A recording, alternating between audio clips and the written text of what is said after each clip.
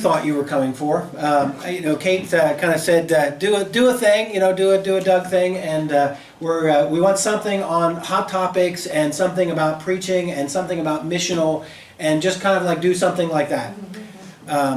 So do any of those words sound like something you thought you were coming to today? Sure. Yeah, sure. Some Doug things, some preaching things, some missional things, something. Yeah. Okay. Good. Well, then we're practically there. Okay. So the focus, I think, for today is something like this: preaching, teaching, talking when we don't want to listen, having difficult conversations. As pastors, as preachers, as people in leadership, whether in a Bible study setting, whether in a pulpit, whether around the session table or a kind of parking lot discussion, we know that we are often expected to have difficult conversations. Difficult because it's an awkward topic. Somebody wants to get our opinion on the latest debate going on in the church. Difficult because somebody's upset. They're upset with the church, or upset with this church, or upset with Aunt Mabel, or upset just to be upset. Difficult because maybe we're not in a good place, or maybe we're having a tough day. Difficult because maybe it's emotional. You are asked to speak at a funeral for the death of somebody dear to you, or somebody that died in an awkward or painful situation. So there are all kinds of times when we have difficult conversations, and to be truthful, we don't always want to listen. People in the pews don't always want to listen. We as speakers don't always want to listen. We often, as pastors, want to talk, but are not always very good at listening. Not listening to our audience or our congregation, not always listening to others around the table. We're the pastor. We're hired to tell them what they need to know, and yet any difficult conversation requires a lot of listening. So some of you are in kind of miscellaneous preaching assignments where you're preaching these 2 or 3 churches on a regular basis. Some of you are lay pastors that serve a congregation as a commissioned pastor, and so you're there every week doing meetings and planning events. Others of you just show up every now and then at some congregation. You pop in and you pop out. Whatever your context, we're going to try to think about what we're going to learn today in light of your context and the conversations that show up in your church and your life. The approach today is that I'm going to talk really pretty closely about some books like Crucial Conversations and Leadership and Self-Deception.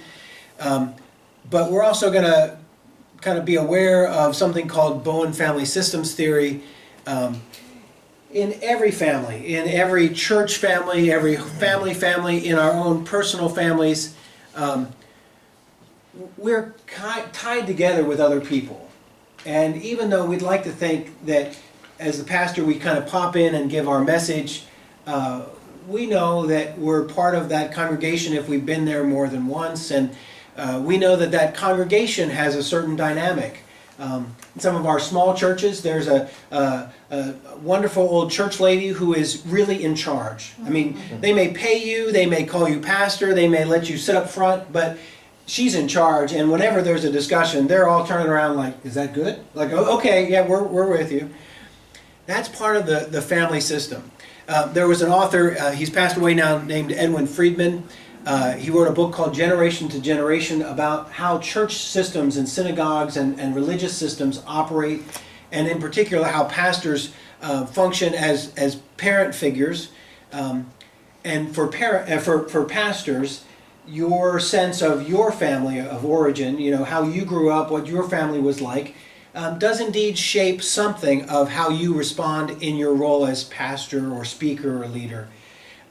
It's a wonderful book. It isn't simple. It is a pretty elaborate book, but he really had great ideas on that. René Girard, The Gospel, the Sacred, is a very interesting kind of sociologist, anthropologist, literary scholar. He didn't start out to talk about Christianity. In fact, he started his life out not as a Christian at all. In fact, he was an atheist. He was a skeptic. He began to come up with a kind of theory of how people interact with each other, how we tend to blame people in our societies, how we scapegoat people. And as he began to look at that in mythology and in legends and in history, he came across this guy, Jesus. And the more he learned about how Jesus actually kind of responded to people's kind of persecuting or blaming him, the more fascinated he became that Jesus did not respond like expected. In fact, he became a very sincere Christian and really has written some very interesting things about the dynamics of violence and hatred, the kind of violence of kind of interpersonal relationships that become societal fights. We could think about sort of politics in Washington.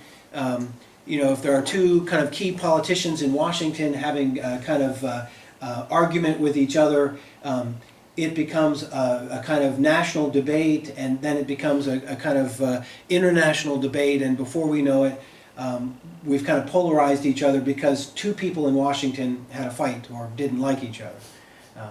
That's a little simplistic, but the other piece of information is kind of from the missional church direction, and I'll say a little now, and as we go, we'll talk some more. Some of us think of church as a building. We think of church as that place we go to where we worship. We say we have to go to church. We say, what time is church? Where's your church? But most of us would say the church is something beyond the building. It's beyond just that particular place or even that particular people. Probably starting in the 1960s, a group of mission scholars thinking about how we interact with churches around the world began to think that, the church is on a mission. We're on a mission because Christ was on a mission. Christ was kind of sent into our world to share God's love and to kind of direct us as people. And the church is to be the body of Christ. So the church is on a mission. And not just the church like capital C, big stuff, but your particular congregation.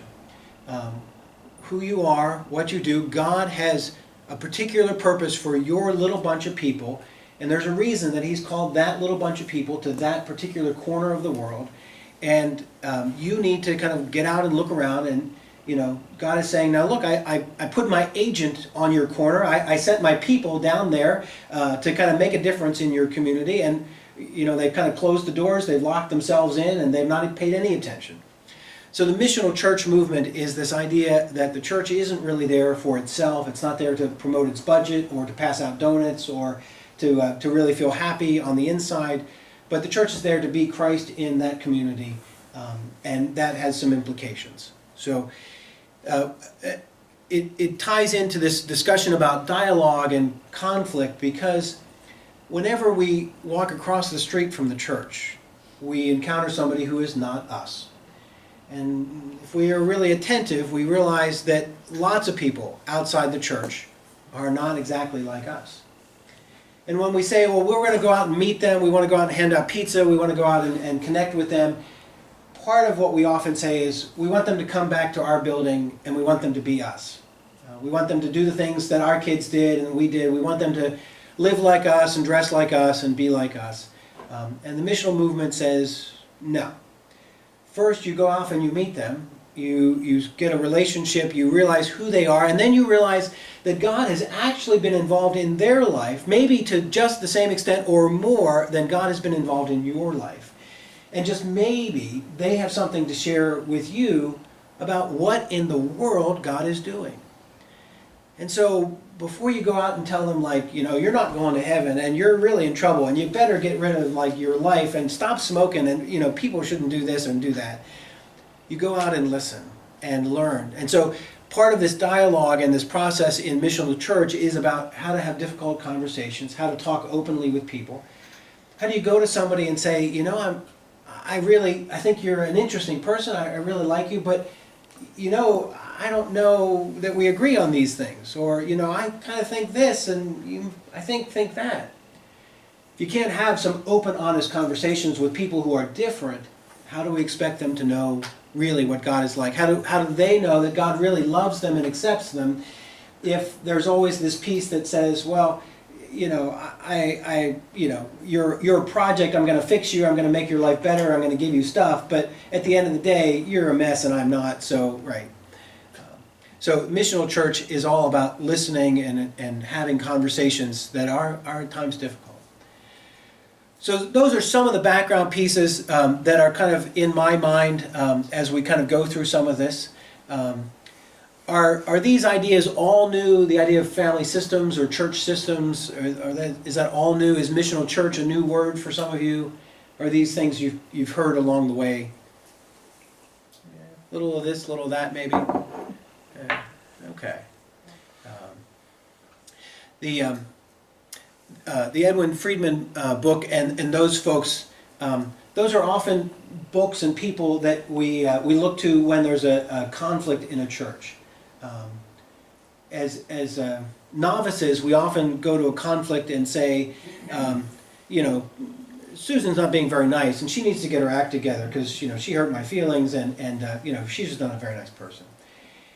But the systems approach begins to say, well, what is it about Susan that really sets you off, Doug? What is it about the way Susan responds to you, and what is it about this system that allows you to be a bossy person and Susan to be a bad person, or labels Susan a bad person and you a bossy person? So that systems work helps us when we go to conflicts or problems. I have some of these kinds of things here. Here's the Generation to Generation. Another book on systems theory is Extraordinary Relationships. Rene Girard, he has very interesting titles to his books, but this is a quote of scripture. I see Satan fall like lightning. Quote from the book of Revelation. It has nothing to do with the book of Revelation and everything to do with kind of the patterns of violence and conflict that come up in churches and in society and things. Crucial Conversations has got a follow-up, Crucial Confrontations, about really what do we do when pastor is a real problem. Like he's just, he treats everybody badly, he needs to be like held accountable, there's really some issues going on, what do we do? So Crucial Confrontations, when there are some real broken promises. All right. So we're kind of ready to start off here. Here's what we're going to do. We're going to talk about facts and factors of communication, and then we're going to kind of laugh and think about some miscommunication in pew and pulpit. We'll think a little bit about this missional thinking and about engagement of people who are different, and then we're going to work on good communication and bad habits. We all can get better. We all can get much better at having difficult conversations. We can all get much better at really facing it when somebody is upset or somebody is troubled or somebody is really in our face. And then depending on how the time works out, we're going to do some practice.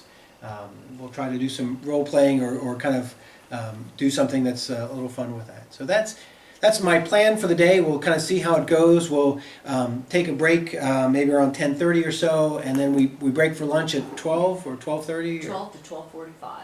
12 to 12:45. But that's flexible. You can decide that. Okay, right. 12:45, 12:44, something like that, right? Yeah, no right. more than that. Yeah, that's right. That's right. Churches are very flexible. You could take from 12:40 to 12:46, right? But as long as lunch was somewhere in that time, we'd be okay with that. So, right. So we'll take a lunch and then we'll come back together. We won't go till 3 o'clock. We'll go to 1:30 or something like that. I think we'll kind of see how the day plays out, but we won't go too long. Okay. Let's kind of jump in then. Facts and factors of communication. So, I am always amazed that communication actually happens. When you think about it, when you think about the trouble of conveying some information to somebody, it is a truly miraculous thing. There's a book called Two Horizons that talks about the kind of trouble of how do you explain that people can communicate and connect with each other, and sort of says, well, so I'm in here in my little bubble, and Dick's there in his little bubble, and I've got kind of my worldview of how things work and who's important and, how things add up. And, Dick's got his, and, Dick has had completely different life experiences. He's been in wars and places I've not been. And, I think, well, the world is like this. I completely understand it is. And Dick says, no, the world is like this. And it's only when those horizons start to touch and start to kind of interact that we realize that there is miscommunication and that there is a struggle to communicate. And it really is quite an amazing thing. And the more I study people, the more surprising it is that we communicate at all. So there's a kind of personality test called the Myers-Briggs Type Indicator, MBTI, and if you've done corporate and church stuff for very long, you've probably done that at some point. And I am an INTP, an introvert, intuitive thinking person. And if you are something else, you have your own kind of personality about, kind of how you make decisions, how you think about things. So an extrovert person likes to think about the world kind of together. So an extrovert would say, well, I can't really process this unless we're talking about it. Let's get in little groups and talk about it. An introvert person says, well, that's fine, but I'm not going to talk in my little group because I don't like to talk. A feeling person is going to say, well, you know what? My gut really thinks there's something else going on here. And the thinker says, well, I can't think about that unless you give me a word or tell me about it. An intuitive person can make big leaps. I've got this whole thing planned out. There's hardly any point in me giving you any details because we're going to already be at the end here any minute. And a sensing person, the opposite of that, is somebody who goes step by step. A fun example, one of my kids' friends was such a step-by-step person that if you were kind of doing a project with him, he would have to explain the steps, and if you interrupted him, he would start over and kind of explain the steps again.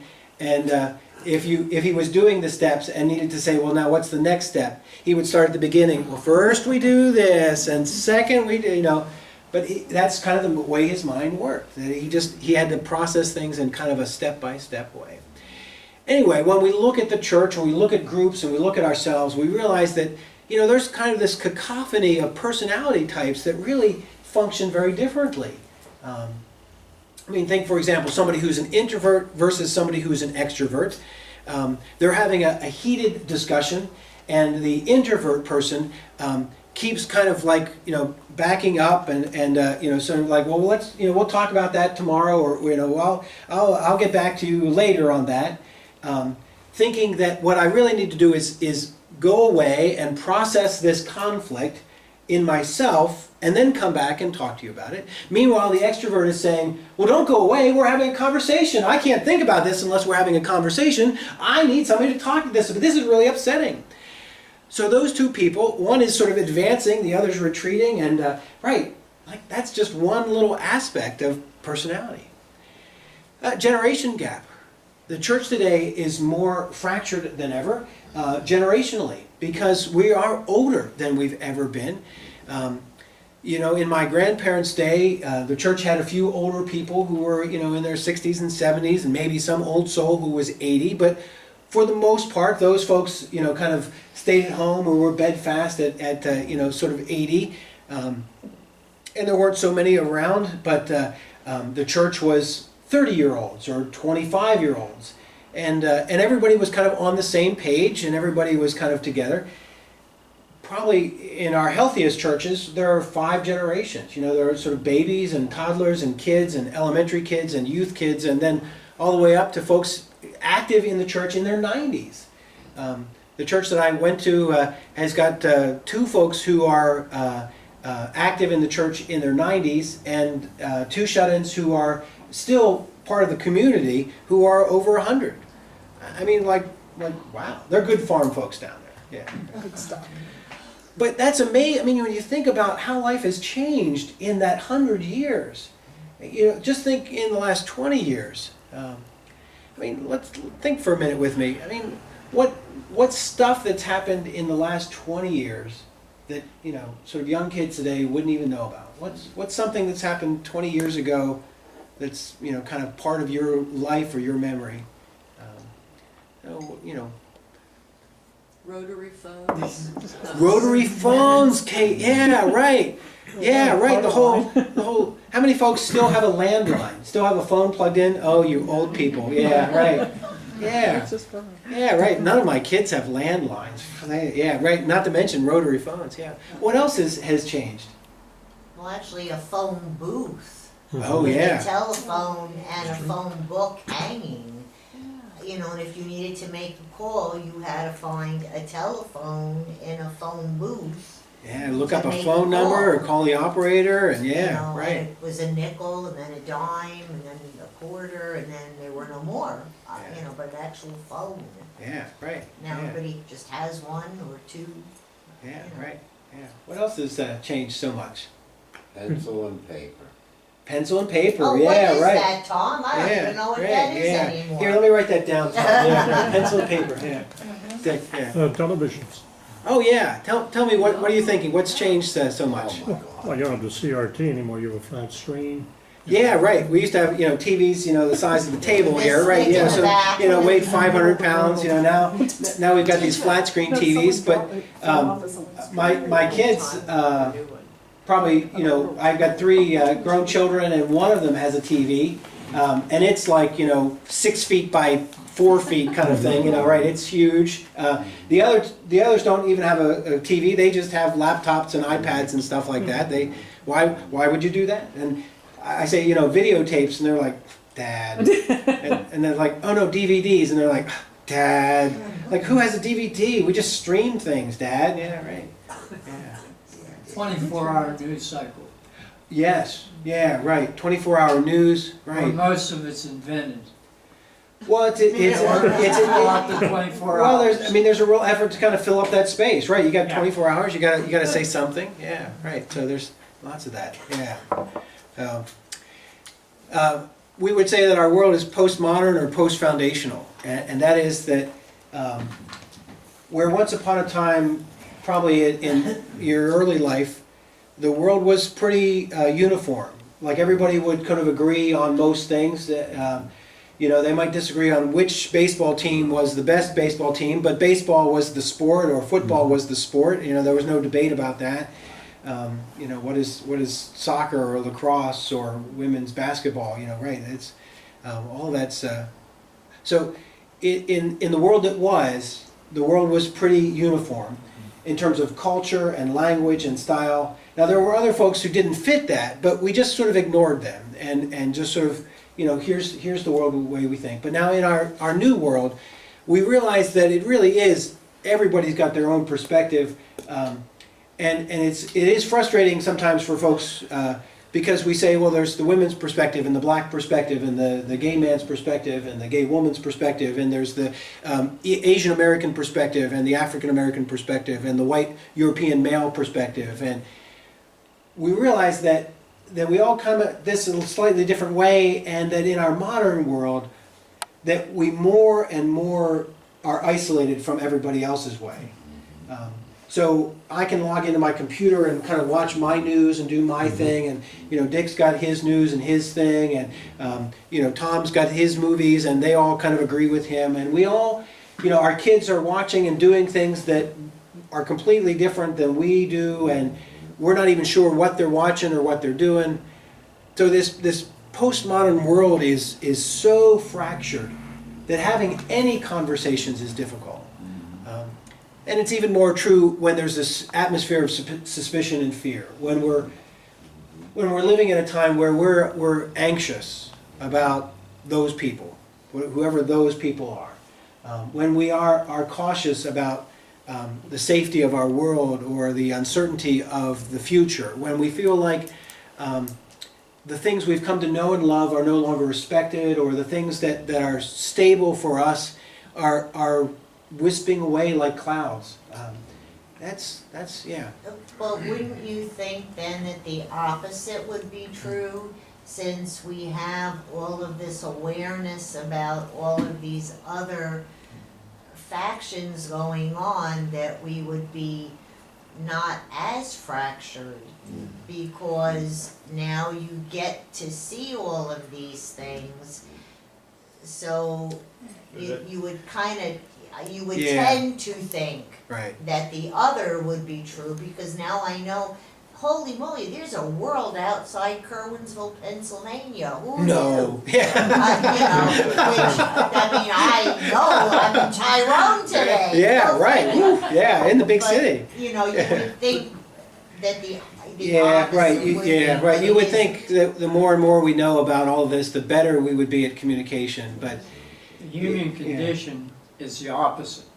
yeah. We tend to focus on what we agree with or are Right, sure, comfortable with. right. And because of the computer abilities and all these other things, we're able to do that, which isolates us from others. Sure, right. Well, it used to be Yeah. that, you know, without all of these, the internet and things like that, you talk to people who are of a different nature, had different ideas, different things. Today, we get on the internet and we only look for people who have similar ideas, similar feelings, beliefs, Yeah, whatever. right. And we listen to that group who tells us how bad the other groups are. Yeah. And so we don't have a whole lot of compassion and understanding of the other groups in the way that we probably would have in the Yeah, past. right.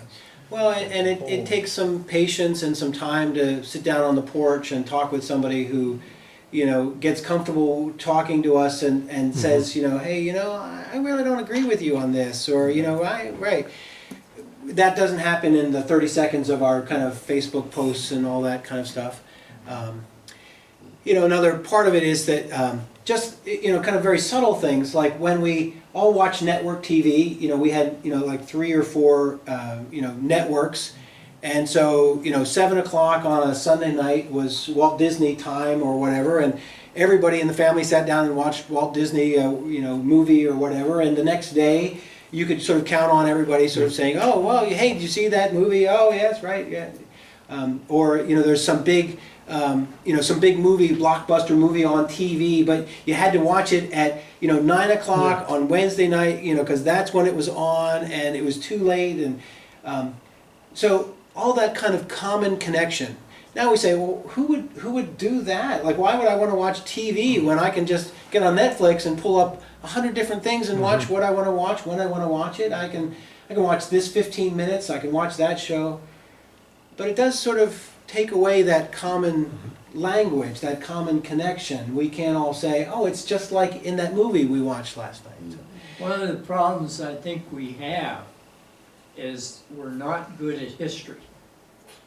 I don't think the world has changed. I think we just know more about it.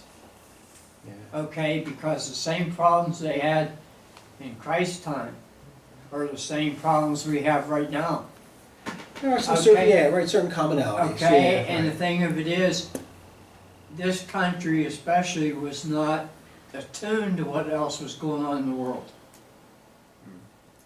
And that makes a difference on your Sure, perspective. right, yeah, right. So that's part of the problem. We don't have a good sense of what happened before. Yeah, right. Doug, Yeah. you're talking about taking away common communications.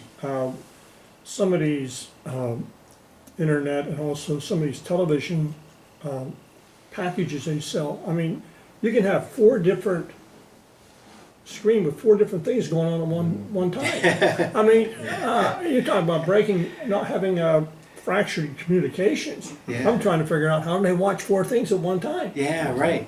I Yeah. think the one thing we need to understand is there's actually more communications probably today than there ever Yeah. was. It's just, it's more siloed into the areas of, you know, if I'm gonna stream a Netflix, let's say, and I'm watching some Disney movie and there's some aspect of that movie that kind of goes against my belief system, I just turn it off and go and flip to another one. Right, yeah, That- right. Or skip that part skip or that whatever, yeah, part, right, yeah, skip yeah. that And so, you know, in the past, if you were just watching it at, you know, Sunday nights at 7. Yeah, or right. whatever We was might going say, on, hey, that really you upset sat me, yeah, through there, right, yeah. you sit through it, and maybe you talk about it with your parents or your family Yeah, or your right. friends, wherever you're at. Nowadays, you don't. You just Right. oh, I don't believe that, or I'm gonna Right, skip yeah, this. right, I didn't like that, And yeah. now I don't wanna watch this channel because they're slanted this way, or that channel's slanted this Right, way, right, so I don't yeah. watch that. Yeah. So as preachers and teachers, just start to ponder the complexity of how you convey something to your congregation. And, when you think about just the kind of generational differences and personality differences, how you present your information, the references you use. You go into the little elderly church that has, 20 people, and you're kind of expecting the same old 20 people there, and lo and behold, Elsie brought her two high school nephews or grandchildren along, and now they're looking at you like, what in the world are you talking about? Like, what's going on? So preaching and teaching can be just impossible, and it's certainly impossible without trust. When I started in ministry, I started in a church outside of Philadelphia called Abington, large church, about 2,000 members. I was an interim youth director. I did not realize it when I stepped into it, but they were in the midst of a level 4 or 5 conflict on a scale of 4 or 5. They were in the midst of something pretty serious. And as I was there doing youth ministry, it became clear that there had once been, in the family systems of their church, a fight between the youth pastor and the senior pastor. And the youth pastor was very dynamic and had a kind of collection of really conservative, faithful Christians that were following him. And the senior pastor, from his perspective, was too secular and untrustworthy. So this is several pastors later, kind of 10, 15 years later, I'm there as the youth pastor, and these folks are coming to me, kind of knowing, what do you think about our new senior pastor? What do you think about the church? Blah blah blah. We really like you. You seem like a good, faithful person. So I would get up on Sundays and do a prayer or do something like that, and very very good, very good. Well done. The senior pastor would get up and say a word or a phrase that seemed perfectly normal to me, and these folks would come running to me on Monday and, did you hear it? Did you hear what he said? He said he didn't believe in Jesus. So I don't think he said that. I missed that part. Yeah, right. Did I miss that? doubt. No. Right. So there was such a high level of mistrust that no matter what this senior pastor said, there was suspicion that he didn't mean that. He meant that. He didn't mean when he said, that all of Jesus' words weren't literal. All of Jesus' words weren't literally true. The pastor meant Jesus used hyperbole, and he used poetry, that he used lots of metaphors that are not literally true. They're metaphors. We would say that, right, everybody would agree with that. But these folks were like, oh, he doesn't believe Jesus. Right. So, right, it's impossible to do any of this work without trust. Another piece of this fracturing is personal knowledge. There was a scholar, he actually, I think, has a Nobel in chemistry, but he did a lot of his work on philosophy and language. His name was Michael Polanyi, just a cool guy. But that we all make our observations, we all put our facts together on a personal basis. Even the hardest scientist, even the most, sort of Mr. Spock kind of personality, makes decisions based on values and feelings that they have. So you say, well, that's not true. This physicist is studying the universe, studying the stars. That can't be a personal issue. And Polanyi say, well, of course it is. Why did he or she choose to study the stars? What is it about them that enticed them or fascinated them? What is it that they wanted to learn or study? What is it that was driving their pursuit that they went on and got a PhD in physics? Polanyi would say, and even their language and their grants, they're not just studying the stars in general. They're trying to get this grant or prove this point or do this thing, that there's some personal value. Anyway, so Polanyi would say again that people always have some agenda. So many factors affect our communications on Sunday. When we're teaching a Bible study, leading Sunday school, talking to our folks, what are some things that affect your ability to hear? If you're in the congregation, if you're in a dialogue, what are some of the things that affect your ability to hear? Or your people's, yeah, Todd. I mean, unfortunately, it kind of relates to your example of the senior pastor and the youth pastor, that I think that, you know, and it goes back to really Jesus, you know, oftentimes when he would speak, you know, the Pharisees, they already had a preconceived notion of Right. what he was going to say Yeah. before he even said it, or what person. Did you hear it? He said he could forgive sins. Did you hear it? Right. He. And you know, I think the same thing happens, you know, interpersonally. I might, when I raise my hand, there might be somebody in the room that said, "Oh, not him again," you know. We know what he's going to say. Yeah, Oh, you right. know, or you know, Yeah. you know, and the same thing with a pastor or preacher, you know, and you know, unfortunately, even the scriptures.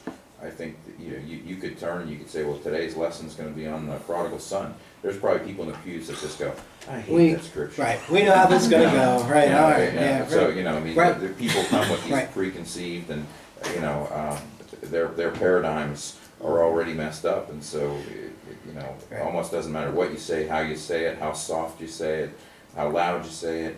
You know, they're only going to hear what they feel Right. they really Some, want to some, hear. some folks are already locked in. Yeah. What else affects our listening? What else affects us when we're in the congregation, or what else affects folks when they you know, trying to pay attention? Whether you've had a good day or a bad, Sure. Yeah. Right. Whether you got some sleep, whether you had a good day. Right. All those. whether the dog ate my shoe, Right. you know, just. Whether you yell at the kids to get in the car. Come on, kids. We gotta get to church. And Right. they're just not Yeah. having it. Yeah, and your right. husband annoyed you for the millionth time that day. That's right. Right. You just, before you even get there, you're not in a good place. Sure. Right. Yeah. Yeah. There can be some external factors. For example, one day I was getting ready to do a Bible study at Spring Creek. I walk in the community building, and there's this huge flood. Oh, yeah. Yeah, that'll affect you Yeah. real quick. Yeah, right. Whether it's too hot or too cold, whether you can hear or can't hear.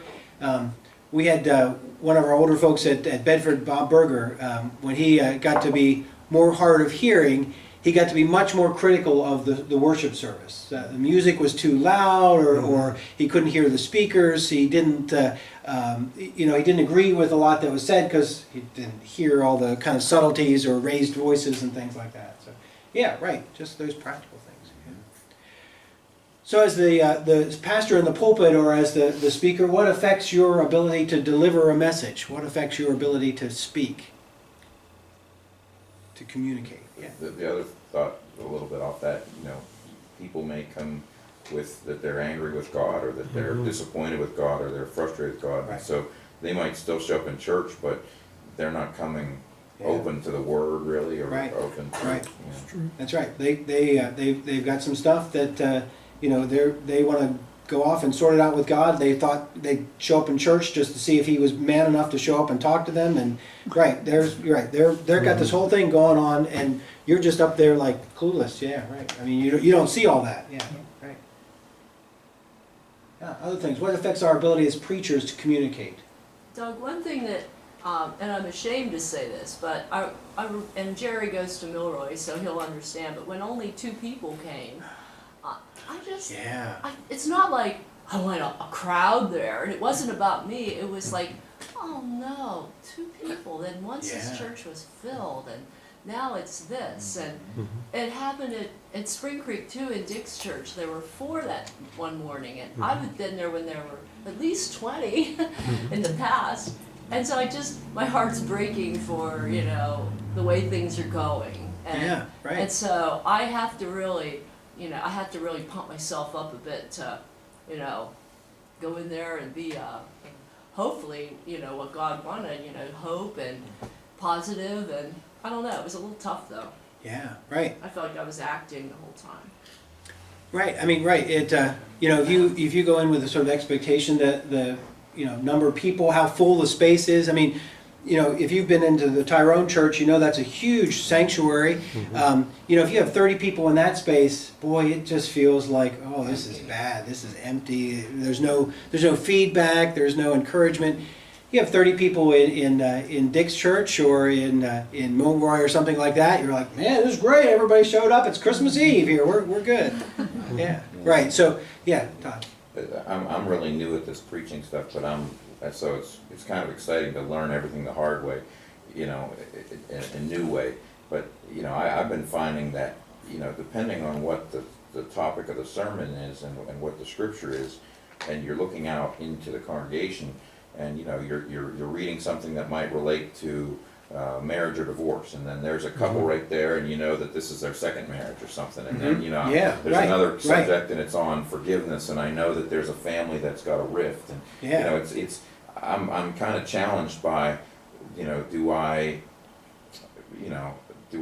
almost not make eye contact with these people when I'm Right. preaching, so that I'm not Right. calling them out? Do I, Right.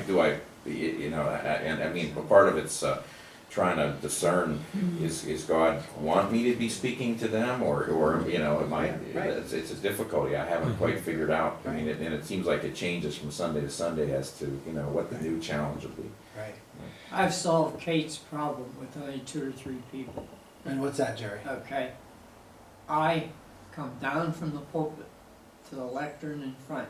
Yeah. I invite people all to come forward. So there's 2 or 3 kind of scattered about, you Oh, kind yeah, of pull but I them invite them all together. to come forward. Yeah. And then I teach as a Sunday school lesson, so it's one of the few times you get to question a sermon. Yeah, right, right, so you change the format so that it's more I change the comfortable for. format, so right, it's sure. not more just me comfortable, Right. but it's more comfortable for them. Sure. Because I right, actually have people that never move out of that back pew, Right, come forward. right. Yeah. Like what I've done at Spring Creek, because of 4 or 5 showing up, sometimes if I get 8, that's the whole congregation.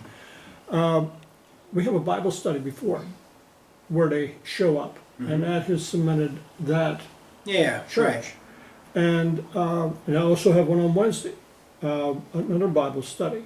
One thing I found out, because I also work at Health South, I'm also the pastor of Health South in Altoona, where you were lucky if you get 1 or 2 people. Right.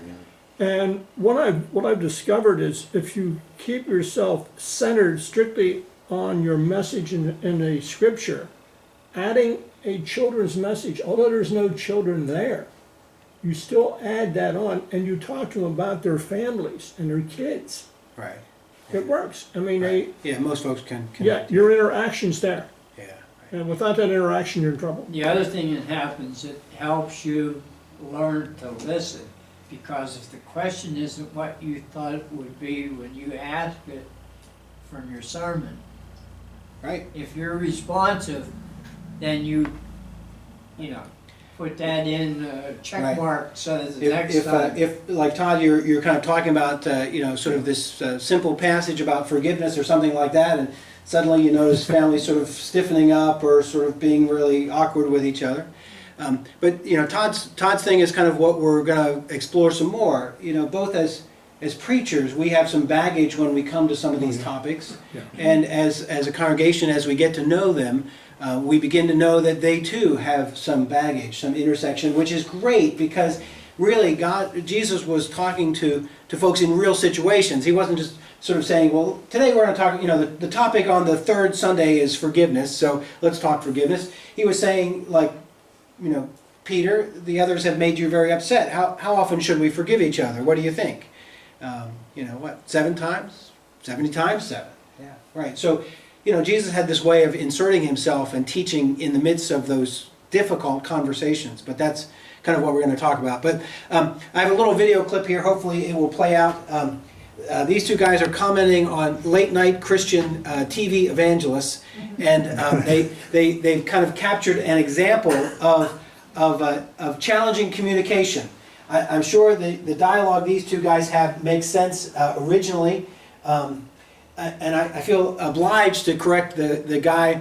He starts off by saying the Hebrew word for word, the Hebrew word for thing is word, but the Hebrew word is davar, and it means word, thing, deed. It's not the only word that's translated as word. It's a very general expression. he doesn't capture any of that. Instead, we get this. So let's see if this works out for us. Right. The word, the Hebrew word, translated thing, is word. It's words, right? Everything came out of the word, or the word, you back to seed again. Words are things, or they're word things. So when I say words, I just release a thing, but you don't see the thing when I say it. You heard the thing before you saw the thing. Take some notes here if you need some preaching topics. Heard before it's seen. Makes sense to me. As Kelly says. I'm telling you, when those two get together, the anointing flows. Well, something is certainly flowing, but I don't know if it's anointing. Okay, alright, maybe they are a little confusing, but at least these guys know their way around the Bible. What is that scripture where Samuel was talking and Talk about distraction in the sermon. talked to him about answer him, Eli? Anyway, yeah, right. So just a cute example of miscommunication. Here's a less cute example. This is from Richard Rohr, a Catholic priest and spiritual leader. Christians are usually sincere and well-intentioned people until you get to any real issues of ego, control, power, money, pleasure, and security. Then they tend to be pretty much like everybody else. We often given a bogus version of the gospel, some fast food religion without any deep transformation of the self, and the result has been the spiritual disaster of Christian countries that tend to be as consumer-oriented, proud, warlike, racist, class-conscious, and addictive as everybody else, and often more so, I'm afraid. In churches, we can have some of the best fights. And if you don't believe that, look at some of our denominational fights. We care about the church. We love the church. It's important to us. And so we go to war about the church. Unfortunately, rather than fighting about issues or doctrine or decisions, we manage to digress into people, into motives of destroying that side and beating up this side. We're going to talk about that process of how we go from nice, calm, quiet church members who love the Lord and love each other to just folks who are ready to do each other in. Whether you're talking about the debate in your church kitchen about like who gets to use the church kitchen, or you're talking about like, you know, which hymnal we're going to buy, we can quickly move off of our holy place into holy war. All right. So what are some signs that someone has stopped listening? What are some signs that you, when you're having a conversation, when you're doing a Bible study, when you're preaching, how do you know you're done? You get to the last page. I think part of it is when you're speaking and they continually interrupt you. Oh, right. That's, They're very, not listening to you. right, right. So very insightful, like the more you try to get your point across, the more they're, no, what I want to say is this, yeah, right. So they've got their agenda, you've got yours, communication is stopped.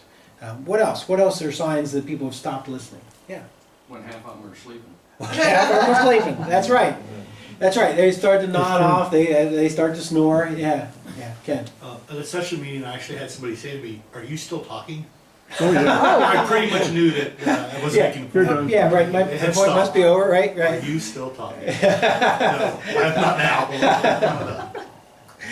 Yeah, right, they, thank you for that. That's right. When you've stopped listening, please put up your hand and I'll know that we're done. Yeah. All right. So what's your response when someone is angry around you? How do you personally handle it? Maybe they're not angry at you. Maybe they're just angry. You're in a store. Somebody's kind of going off on somebody. What's your response to that?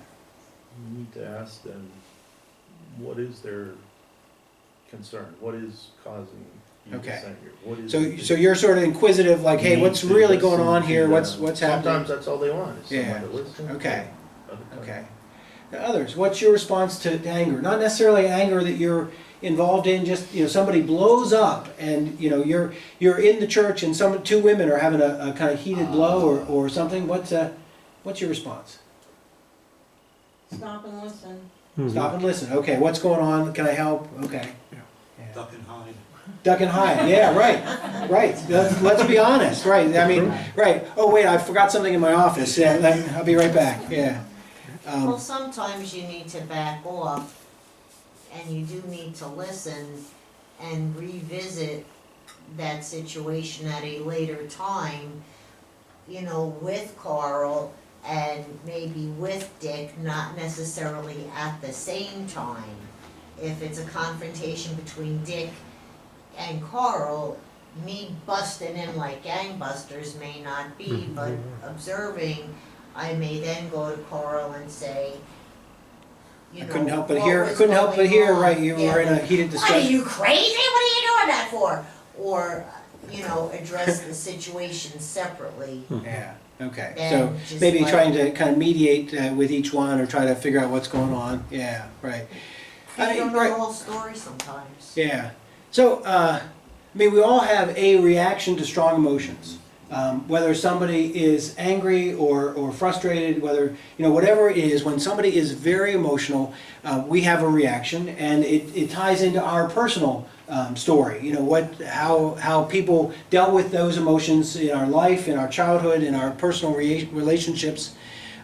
Part of what Edwin Friedman said in his Generations to Generation was that that how we model our homes, how we kind of live with other people in our closest relationships, has a deep impact on how we then pastor and lead others.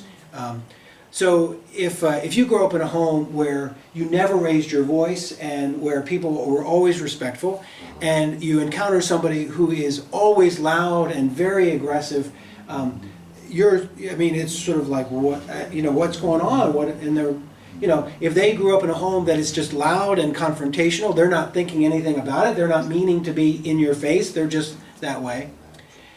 How about when somebody insults or challenges your beliefs? What's your response? Are you somebody who like goes for the jugular? You know, like, hey, you heathen, let me talk to you about this. Or are you somebody that just sort of like, hey, that's like, I don't like them, that's their stuff, I'm going to go over here and do my own thing? What's your response when you encounter somebody that challenges or insults you? There's a difference between insulting and challenging. Ah, okay, right. If someone's gonna insult me, then I know the conversation's over. Right, so if it's insulting, that's personal, it's That means they have their. yeah, There's no- right, you there's no stupid flexibility. Christian, you're just from that, you know, narrow part of the world, Now, right? someone wants to challenge me and have a discussion, and that's. Right, like why is it that you think this? Yeah, okay, yeah. All of these in a lot of ways depend upon the context that surrounds them. Yeah, You know, sure. if you look at the first one, I realize the company I'm in here, many people are going to come out and say, well, you listen, you take time. Where, you know, there are situations where when someone is angry with you and they're loud and they're yelling, the right response is to give it right back to them. You know, and in this situation too, you know, it depends upon the context that surrounds it. I mean, I have no problem talking to somebody who challenges my beliefs and being very factual with them about it. But you know, now if you're if you're being insulted, that really changes that Sure. context Right. in which you're going to react. So all of these things depend upon the context that surrounds them. And that's where we're going to kind of move into that here now, to think about not only the kind of obvious context, but the more subtle kind of narrative that we tell ourselves. Did what they say, was that intended as an insult, or was that a challenge? Yeah. Are they saying to me, I'm a bad person, or are they saying they're not sure about my ideas? So that makes a tremendous difference in how we approach the dialogue, how we approach the conversation with them. Somebody says, I don't believe that. I don't like it when people say they believe that. That's different than saying, I don't like you because you believe that. Or, I don't like you, period. Or, I think you're not a nice person. Anyway, again, these are all things that hinder our communication. We start to filter, we start to put up barriers. when there's strong emotions, when somebody is challenging us, when somebody seems untrustworthy, we begin to kind of get upset. Now, as preachers, as pastors, as teachers, what are the topics when someone might get upset? So we're saying that communication often breaks down when people are upset, and you are charged with speaking the word of the Lord. What are topics that people might get upset at? Politics. Of politics, right, okay, right. If you're in the pulpit and you say, go Trump or go Hillary, right, you're gonna press somebody's button. Okay. What are other topics? Yeah. Well, topics from the Bible such as the incarnation, things like this, the miracles, if you're challenged on them, you can actually open it up to more interaction in a group, specifically Bible studies, which I've done. And I've used that to actually, I've had people say, well, I don't believe in this, what happened, that miracle, or something like that in the Bible. Well, if you have several people there, and you have an outline, which I use, I can say, okay, this person believes this happened this way, this person believes that happened. But it actually takes you more, you have more group dynamics. So you can actually use the challenge to build group dynamics if you handle it. Right. So you're saying, right, if you've got one of those topics that you start to feel is going to ruffle feathers or be unclear with folks, that you don't have to necessarily do it as a sermon. That might be the discussion at Sunday school, or that might be a chance to open it up, as Jerry said, with a small group. Right. But what are some other topics that might press some buttons? I don't know if you would consider all of these politics or not, but you know, you can talk about divorce, you can talk about abortion, Right. you can talk about capital punishment. All of those types of things get certain groups spun up that Right. are different Right. than others, depending on. Yeah. And I would say that many of those topics have become so, kind of divided because they don't just affect groups, but they affect people. You think about, somebody who's going through a difficult pregnancy, or somebody who's made a choice to have an abortion, or somebody who's been through divorce. Those are big things. And there's a lot going on in that discussion. As a preacher or teacher, you may not know what you just waded into. Right. So, right. Even things, the Vietnam War, that could be a huge issue for certain folks in your church. War in general, politics about going to war. All that means something different to somebody who is a certain age, and is completely different to somebody else. How about the, Even the weather. The weather, like global warming kind of thing, or Yeah. yeah, right. how about the flag in the sanctuary? Yeah, right. Yeah, so originally flags were included in German Lutheran churches in America during World War I and II as a reminder to the community that it was an American congregation, though they spoke German.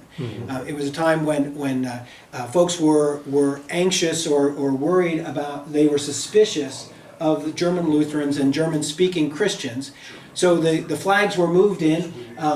And it soon became a kind of common symbol that churches expressed their faithfulness to God in their patriotism to America. For other churches and other Christians, I'm in Lancaster County now, lots of Mennonite Church of the Brethren folks, they don't like that at all. They would never think about putting a flag in. That's like, right, yeah, it's a kind of, there's God's place and there's the state, and right. So, right, those kind of things can be huge because for folks, it's not just about the liturgical setting of the sanctuary or about that flag. It's about being an American or being proud or being a survivor of war and all kinds of stuff, right? Yeah. That's especially true. Yeah, I noticed that. Like you said, the older generation, I was born in 1939, I grew up in the 40s, in World War II. Yeah. And,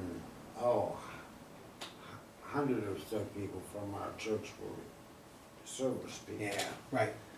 The whole world, right? The whole world went through that, and right. Yes, and for the older people, what you're saying is absolute. They weren't fanatic, but they wanted Memorial Day, they wanted to Right, remember, right. not the war, they wanted to remember the people. Right, right. So, So, right, churches put up, plaques kind of honoring, Yes. honoring veterans. They had, church Yes. parades with Memorial Day and Veterans Day and all those kind of things. And then, you sort of look at my generation or my kids and you say, well, we've never had to serve and we've been suspicious since Vietnam about the whole thing. oh my And God. yeah, right, it's a different whole generational shift, yeah. Well, we're gonna kind of keep going here a bit. In fact, it probably is about break time. Let's. I'll do the next slide, and then we'll kind of come back together after a little break. So I'm saying that when somebody is angry or insulting, when somebody is kind of worked up, we don't always communicate very well. So the next slide here. This. Yeah, sorry about that. I've got little clips. This guy is presenting a pastor's sermon that he found on the internet. He's going to tell you that Pastor Jim is having a bad day because Pastor Jim is just really going off on all kinds of people. And I cut the sermon down to just little snippets of Pastor Jim's behavior, but clearly Pastor Jim has some anger management issues. What's up, y'all? It's your boy, Kev on stage. And Pastor Jim has had a bad day this Sunday morning, and he's about to go off on his members. It starts with somebody falling asleep during his message. Pastor Jim ain't gonna have that. Son, don't go to sleep while I'm talking. Hey, don't you lay your head down. I'm important. Am I? Now, you might do your English teacher that way, but I'm not teaching English. I'm teaching eternal life here. I love you. You know I love you. Have I convinced you I love you? Yeah. Yeah. You better nod your head yes. All right. Come on, put it up there. Stay awake and you listen to me. You say, well, he. All right, so what do we see already in Pastor Jim's performance here? Oh my. What has he told us about his communication style? He's right. That's right. He's important. He's important. You're not important. His English teacher's not. He's important. And the words he says, that's eternal life. Right. Whatever you read in the Bible, you got to go to Pastor Jim. He's got the words. Right. What else about Pastor Jim's approach here? Confrontational. Yeah. Right. Yeah. Right. He comes out of the pulpit. He's on a roll here today. You're going to get to see Pastor Jim at his best. Never come back. Well, he ain't here now. Pastor Jim is not done. If you want to get married at his church, then you better come and attend regularly to his church. And where have you been? Nope. Just around me. And I noticed on the calendar I'm supposed to marry y'all. What makes you think I'd marry you? Oh my God. You're one of the sorriest church members I had. You're not Is this like for real? For real? This is for real. For real. Yeah. Right. Yeah. So what has Pastor Jim just done there? Right. You think he's opening up channels of communication? He's just lost a couple members, I think. Pastor Jim, you'll find out. Pastor Jim's not worried about that. Yeah. Right. You know what's crazy about this is you look at this and you think, obviously he's not Presbyterian, right? Right. Why? Because the church is full. Oh. For some reason, honestly, for some reason we're in the pulpits and we're diplomatic and sweet and whatever, and our churches are 3/4 empty, and a lot of these fundamental type churches where the guys are really forthright, those churches are full. I can't figure that out, but I'm not saying. I'm praise God, right. the churches are full. They are, but I don't know. Bob's afraid to stay home. It's, If you stay home, Pastor Jim's going to show up at your house. Yeah. And try to I mean, there's something kind of. Yeah. I mean, there's a lesson in there somewhere. Yeah. I don't know what it is, but it's there's people that respond to that. I Right. mean, So there's a people- theory that says that given how fractured and disorienting our world is, that people really crave certainty, and so one reason why kind of fundamentalism is kind of seen, whether sort of nationalism or church fundamentalism, is that these guys aren't afraid to say, hey, here's I'm in charge. Here's the word. You'll see some more, but he leaves no doubt who's in charge of the church here. And you want me to marry you to her? And you want to marry him? And he don't even know where he belongs? And you don't even know where you belong? Now, let me tell y'all everybody here how much I love these kids. Do you know I love you? Do you believe his love for these kids? Oh, I'm feeling You know I it. love Yeah. Right. Yeah, he's just like, yeah. See, no, right? Oh, That's real love. Yeah. oh my. Yeah, right. Don't punch me. We're good. We're good here, right? Yep. I know you're a I love how he told us, well, I'm supposed to marry you? You're the sorriest church member I have. You ain't worth 15 cents. Now, you know I love you. You ain't worth 4 nickels. You ain't worth 3. But I love you. I think it's worse. You can't get this in any other church in town. I know you guys are wondering, like, See? what if they don't want him? We don't get this at the How do they Presbyterian feel? church. He's going to answer that. If y'all don't want me, all you gotta do is tell me, we won't have a church fight. Because I'll get my little Connie, and we'll get in her little Buick Enclave, it's paid for. And we'll sell what we can sell, and we'll go on down the road, and we'll find some little podunk church that don't know up from down, and I'll find me a dozen Joe's baskets who don't have a pot or a window, and who'll shout Jesus, and I'll give the rest of my life to them.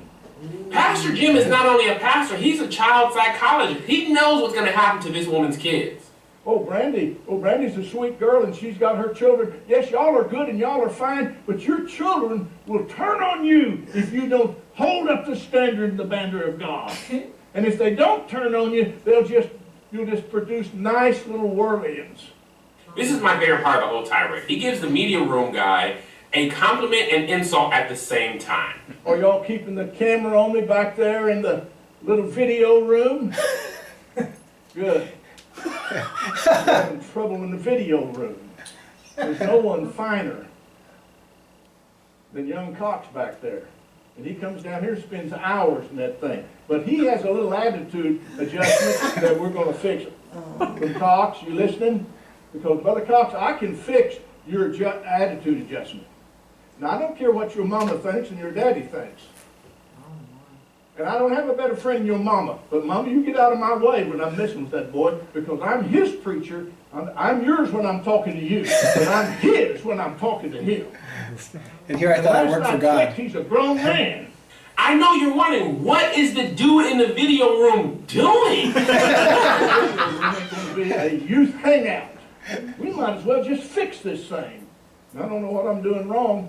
Well, if you don't know what you're doing wrong, son, you don't care about what I want to do right. Because if you loved me and you submitted to me, you'd know what my heart is and my message is, and you wouldn't go about establishing your own kingdom in the video room. After all, it's my Pastor kingdom. Jim, after all that, how do you feel? I really feel good now. All right. Someone came on stage, and this pastor went off. Okay. All right. Do we ever learn what happened? Like, what put him over the edge? I'm sitting here feeling so sorry for that man. I mean, is there something that happened? No, I don't know exactly which church he's in. I don't know what the story was. I'm sure there's a big story. There has to. Yeah, right. Because that's just out of control. Yeah. And Jesus loves you. Yeah, Jesus loves you, but I wonder if because I love you so much, I need to tell you some things. Like, you are the sorriest piece of... Well, let's take a little break, and then we're going to come back and talk about why we sometimes act like Pastor Jim in our conversations and in our preaching, and why we need to learn about communication at a deeper level. All right, so maybe 5-minute shootout for his kind of new sermon. What's going on? Any guesses? Personal struggle. Personal Your own struggle. personal struggles. Okay. Okay. Yeah. Right. Yeah. So here's a topic. So this young pastor was me 30 years ago, and this was one of my early seminary student sermons. And everybody's like, "Oh, nice young man. Thanks, everybody. Right? Oh, it's so nice to hear the kids do a sermon."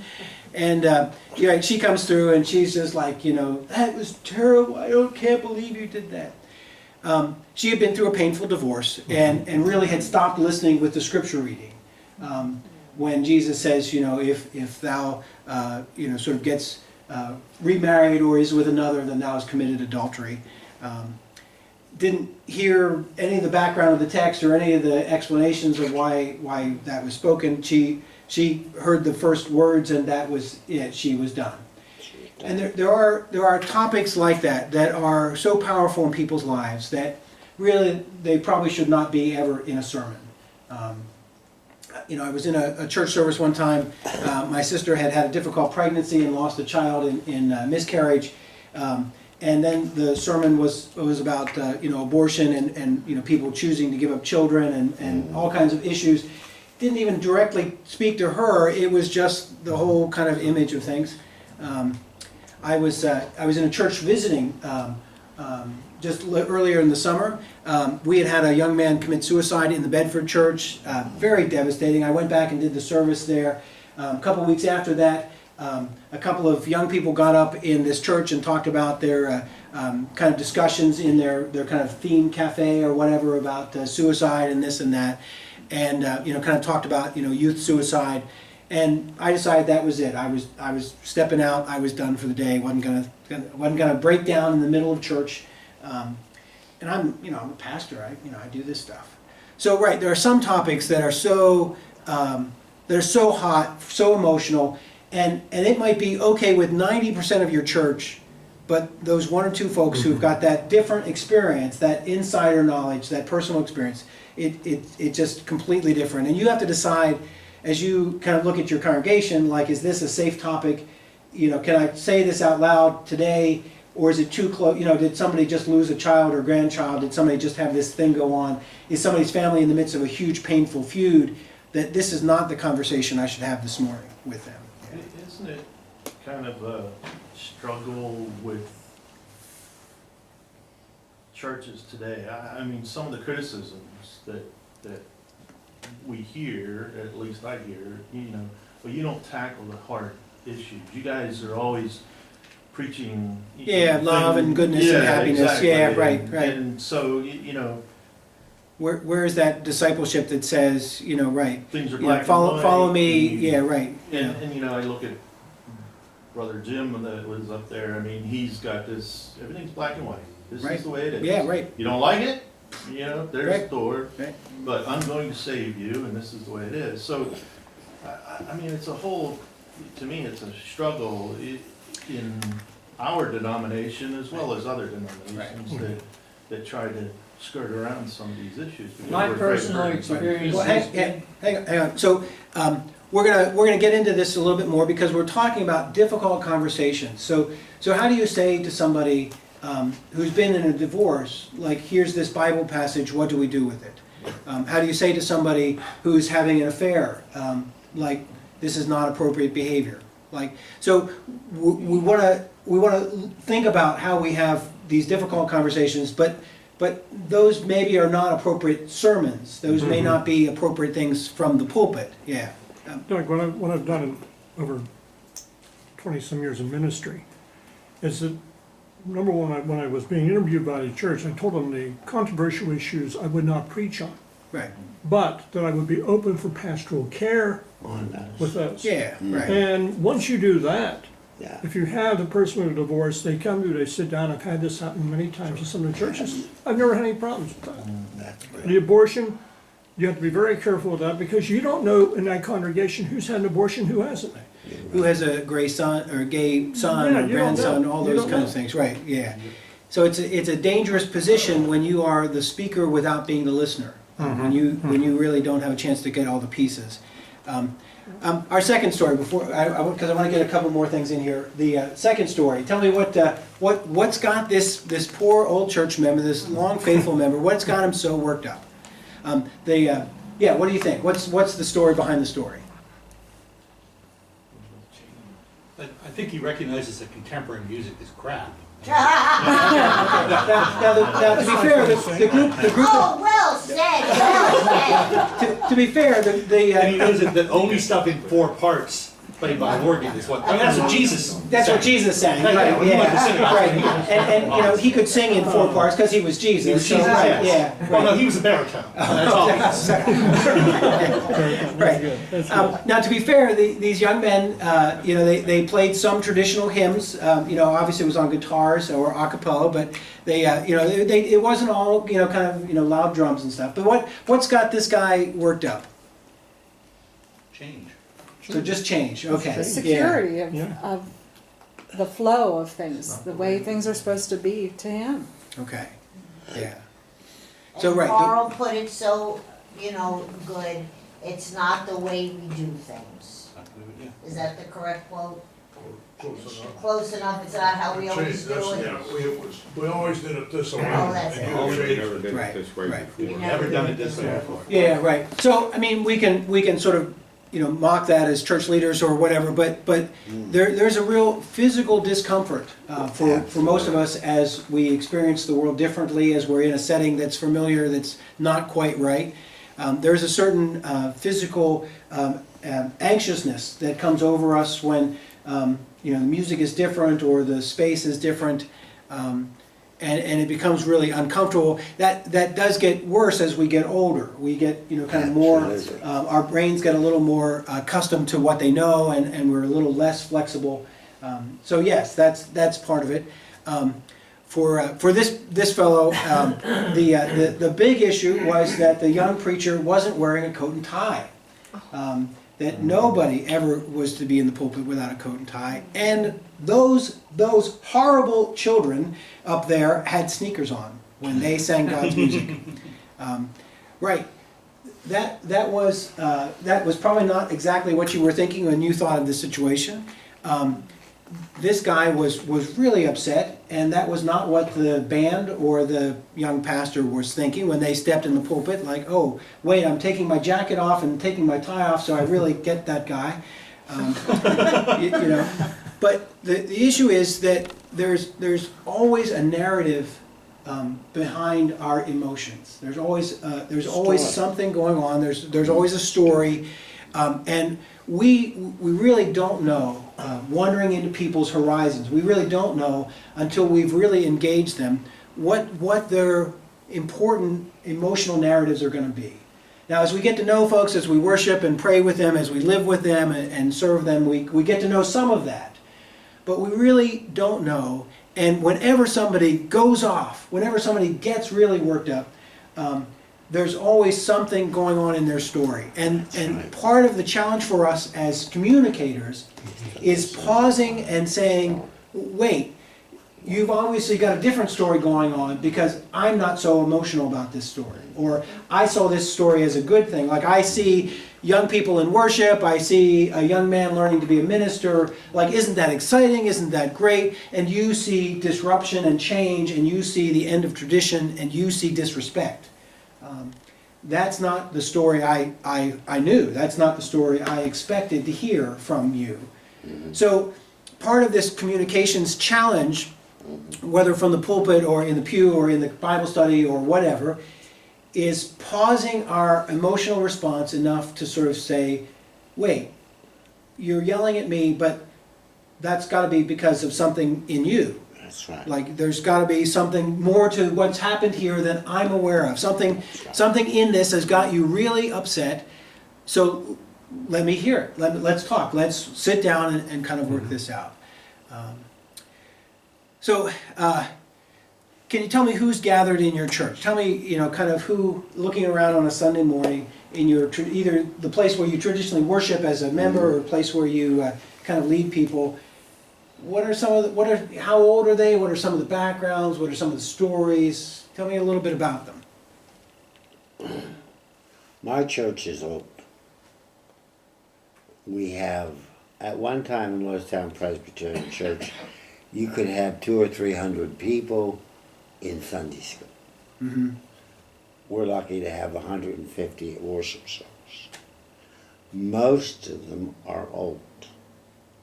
At one time, I would have said, like you said earlier, we had one, it came to me, we had 5 congregations. Now I think we're down to about 2 or 3. Old people, but maybe 5 or 6 families with little kids that come to church and sit through Sunday worship. They're mostly old, but they are Presbyterians. And you can tell that because the old ones sit in the back pews because they're humble people and they take the back seats.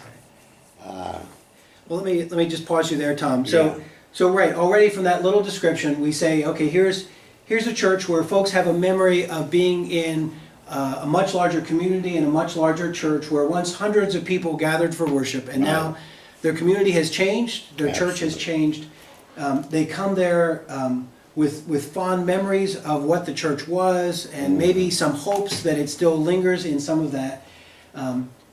Now, Good. coming in as a new pastor, you might say, hey, we need to shake these folks up. We need to tell them this is wrong. We need to get them on track. They need to get out and get connected with the Lord.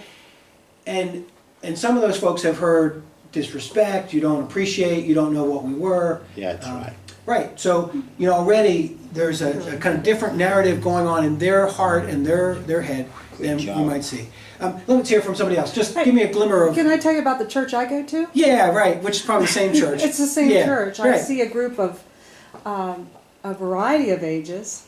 The session is well represented of different age groups. Yes, it is. There's children with families that don't have the same commitment that the older generation had, Right. not necessarily now, but had of seeing that your children are in church, that they are in church with their family. Absolutely. They're not there. But there is an outreach there that wasn't there before. When I started, they had 100 kids with traveling day camp, and 6 of them were actually from the church. The rest were the community. So. Right. So I see a different- right. Yeah, you're different right. You don't thing. see a church that was. You see a church that is maybe becoming, or a church that has some seeds of new life. And sometimes has a hard time addressing how the different generations, Oh, for instance, the right. veterans So and yeah, stuff. right. that- So part of it is that you feel that you're an in-betweener. So you see the young and the old, and right, you sort of feel their differences. Right. Yeah. Somebody else, tell me about somebody in your church or the church you worship at. Tell me, kind of a little glimmer of their life or their story. You see a church of our church as old people, and we have no children, no young families, and when somebody dies, the congregation gets smaller and smaller, and eventually it's to the point of self-destruct. Yeah. Right. Right. That's a sorry way to look at things, but. Right. And isn't it interesting? So, like in his narrative, there is that sense of loss and some worry about what will happen to the church, and maybe some concerns about money. Oh, absolutely. Right. We all kind of hear that story, but imagine if how many folks worship with you normally? 48, Oh, okay. Yeah. Right. sometimes 47. Right. So when most of the churches were settled in this valley, or settled through this region, they started with 10, 20, 30 people who were settlers and were kind of in the kind of French and Indian early Revolutionary War, post-Revolutionary War Absolutely. period. Our churches are from the 17 and early 1800s. Yes. Worship attendance was not great back then. People had to travel and take time off work. It was a struggle just to kind of keep up.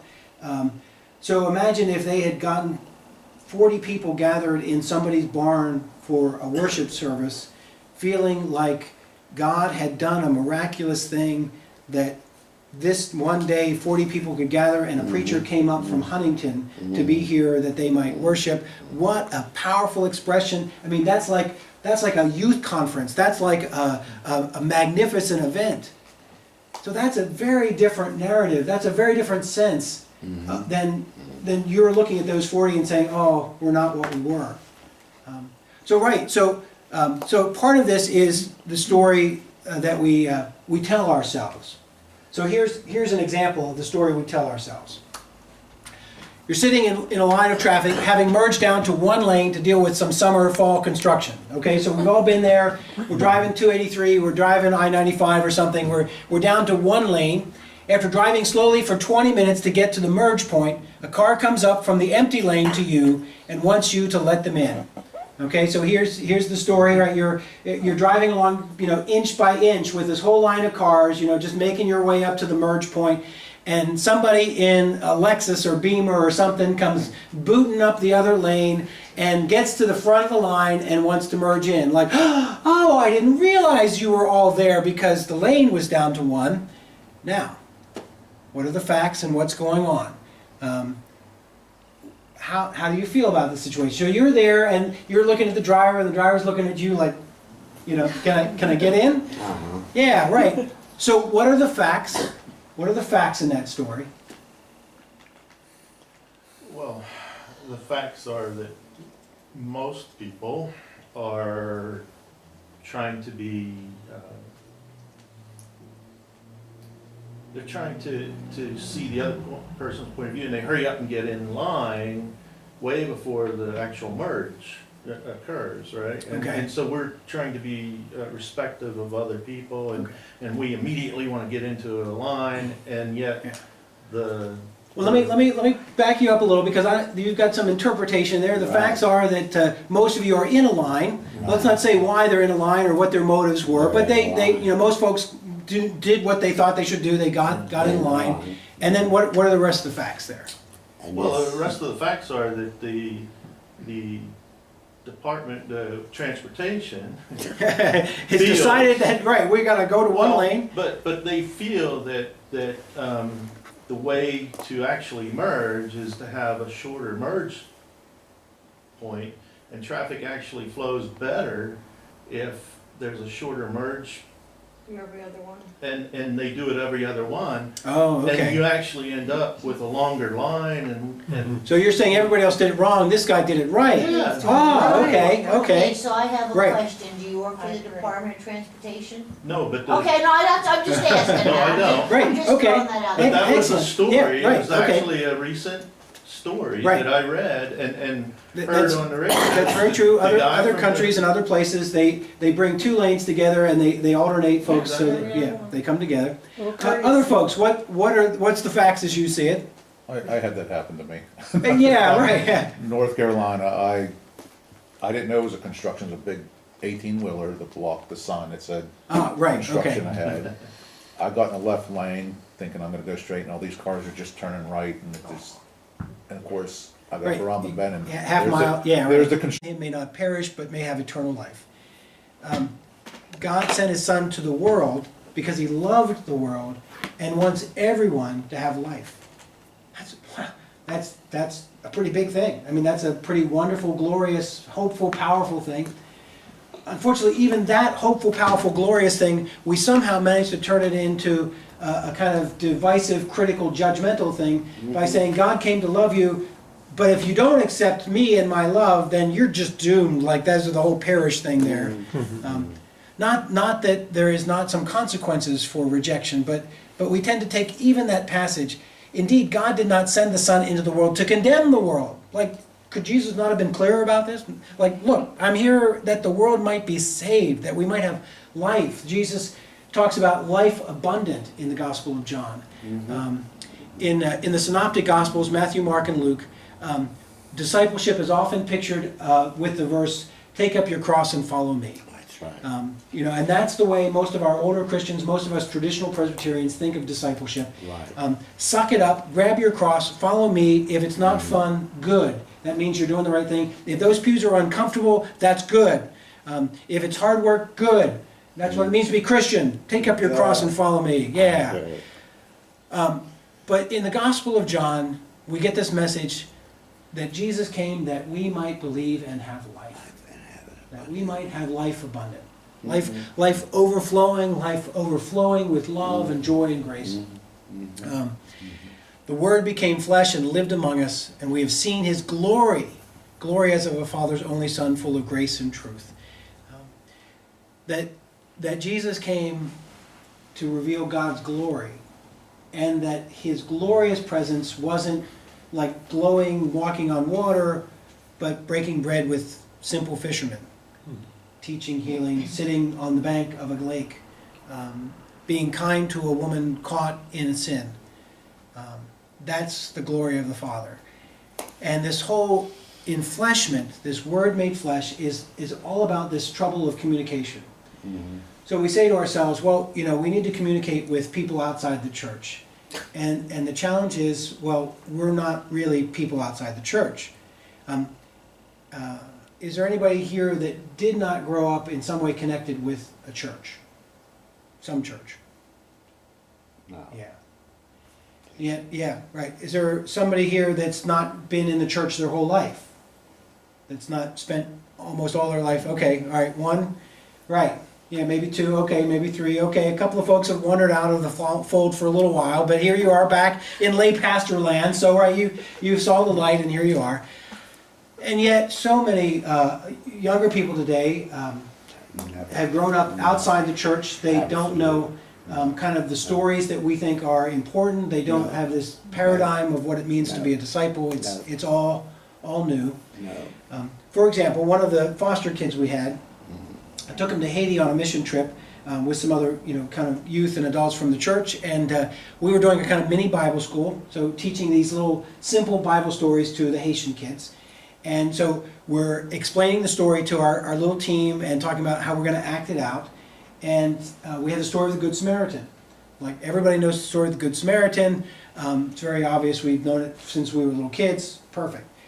So we get done kind of explaining the story, and he said, oh, so this guy was really went out of his way. He was really nice. He was like a Good Samaritan. And I said, yes, he was the Good Samaritan. He looked at me and was like, hey, he's a Good Samaritan. That's what we say when somebody's good. I said, no, this is the Samaritan who was good, which is why we say Good Samaritan. And it was like he looked at me confused, and then the kind of like, really?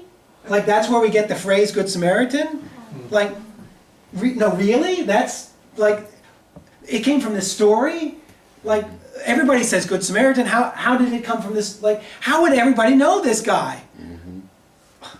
We all know this guy except this foster kid and everybody else like him. So the missional church is about communication. It's about communicating with people whose narrative is different than ours, whose story is different than ours, who see the world differently than we do because we've been steeped in things like Good Samaritans and discipleship and picking up your cross and life abundant. And we've been steeped in grace and forgiveness and love in a way that he wasn't. So the missional church is about going out and listening and talking and communicating. And in that, there are some obvious problems. There's some obvious difficulties. It doesn't take too long having those conversations before you realize that some of the things we do in church are crazy, and some are stupid, and some may be right and may be wrong. We're not always sure. So in the world's view, they've got kind of this story going on. They've got what they've concluded as true and right and positive. So having a dialogue with them, having this dialogue, doesn't mean that we concede everything. It doesn't mean that we say, "Oh, you're obviously right about everything." Like, who were we? We're just mindless Christians. It also doesn't mean that we say, well, the church says blah, blah, blah, and therefore you're just wrong and you need to get your act together. So having a dialogue means building that trust and relationship and listening, beyond what we normally do. So Jesus often demonstrates effective communication. One of the things he does is he pauses. So they bring this woman caught in adultery to him. Teacher, what should we do with this woman caught in the very act of adultery? The law says stone her. And what they're really asking is, Jesus, are you going to condemn this woman and follow the law, but go against Roman law, meaning that you could be arrested for breaking Roman law and sentencing a woman to death, because the death penalty was off the table at that time? Or are you going to side with the Romans and say, well, we don't kill people anymore, that's barbaric. No, let's just kind of slap her and tell her no. Jesus doesn't do either of those things. He first sits down and begins to ignore them. He begins to write in the sand. He begins to sort of say, hey, you think this is like urgent crisis. You think this is like, you're going to force me into a yes or no thing. Let me take a breath. You take a breath. I'll get back to you. He sits down and begins to write in the sand. We don't know what he wrote. We don't know how he did. But good communication. I mean, not that you should just ignore people, but he pauses. He takes a breath. He backs away from a situation that could have gone ballistic any second. He uses examples from nature. He points to things. He addresses things when they happen. Disciples are walking along, arguing, who is the greatest in the kingdom of heaven? And he says, those who want to be first will be last, and those who will be last will be first. You should be like a little child. Yeah, right then and there, the disciples start to get it. So good communication, enmeshed in the world, teaching what's mattering right there, right then. So we Presbyterians came out of the Reformation. broke away from the Roman Church, those heathen papists. Yes, we're all better, we got it right. And for many years, when we tell people what it means to be us, we say what we're not. Well, we're not like those Catholics. We don't do transubstantiation. We're not like those Methodists or Holy Rollers. We don't lift our hands up all the time. And we're not Baptists. We're not doing full immersion. So we explain who we are by pointing to different churches, as if everybody who wanders into our door already knows church. They just don't know the true and faithful way of our church. But the missional church model says, you know what? It's no longer about this division of the Reformation within the church. It's about the church speaking to the world and bringing good news to a world that's not Methodist or Catholic or Lutheran or Presbyterian, but a world that is the world, and I'm love. And so the questions we've often asked, the way we've explained who we are, the kinds of language, the kinds of debates are not the same thing that people out in the world hear and know and are thinking about. For example, when I first became a pastor, I was in a little country church. The first conversation I had with one of the senior ladies was about the birthday offering. And if you don't know, as I didn't know, that's a Presbyterian women's offering. Mm-hmm. She was deeply passionate about the birthday offering and had all kinds of questions about like when we were going to do it and how we do it and what the money goes towards and whether my wife would speak about it. My wife had no clue what the birthday offering was. I, as a man, had no clue what the birthday offering was. And like nowhere in my seminary training, nowhere in my pastor books, nowhere in any of the things. Did you ever hear? Yeah, right. Did I ever hear birthday offering? And this senior matriarch of the church was, she was sort of like, let me talk to your wife. Step aside. Right. So when we begin to realize that the language that we use within the church and the concerns in the church are not necessarily those outside the church, when we begin, not to say that the world is right or that we have to let go of all of our church things, but we need to begin to listen for what their questions are and how the gospel speaks to their questions, how the gospel speaks good news to their lives and their world. Jesus came not to give us knowledge, not to kind of drop the 10 Commandments to us. Jesus came not to build structures or like make sure the church kitchen was clean. Jesus came that we might know love, that we might have a relationship with God, that we might have a relationship with the Spirit of life. It's about the relationship. The things he says are always about relationship. The things he challenges people on are about relationships. When he yells at the Pharisees, when he chases people out of the temple, when he sits down with somebody who's a widow, it's all about relationships. And so in our communication skills, we're going to talk about, it's all about relationships. Now, it doesn't mean that we're not conveying knowledge. It doesn't mean that we're not challenging assumptions. It doesn't mean that we're not explaining our narrative or what we're bringing to this discussion. But it begins with a strong emphasis on keeping the relationship. I mean, after all, why have a dialogue with somebody if we don't care to be in dialogue with them? I mean, if somebody comes to us and they're really upset with us, they obviously care enough that they want to fix us or want to get us corrected or want to tell us that we've hurt them, or they obviously expected something different. I mean, if they come to us really upset, they think we're in a relationship of something already. So why not sort of affirm that and start with that and then see why this relationship is broken? Yeah. The relationship of love is extremely powerful. I'm lucky that I have the ability to step outside the church when I go into a rehabilitation hospital. And I deal with people, a lot of them who are critical, they're in automobile accidents, they may only have a short period of time to live. But I'll never forget this one guy, I was called down, it was an emergency, I was called down, she has 2 weeks to live. I get down to the hospital to show you how powerful the relationship of love is. I walk into the room, charge nurse says, she's asking for prayer. I only live four blocks from the hospital, so I got down there real quick. I came in, I says, are you the woman who wants prayer? She says, yes, Pastor. She says, I want you to pray for my mother. She's in this hospital. Here's a gal that has 2 weeks to live in a car wreck. I'm going to go, well, of course I had prayer with her, then went and prayed with her mother, but that shows you how powerful love is. Yeah, right. It's the relationship is just, it's there. Yeah, and actually, Dick, that ties in so well with our kind of next thought. And we'll kind of wrap up with this thought as we kind of get ready for lunch then. So, great summary of the law and the gospel. You shall love the Lord with your heart, mind, soul, and strength, and your neighbor as yourself. Yep. And yet, that might be the problem with us Christians. That in our dialogue and our discussions with each other, we sometimes get these two things confused.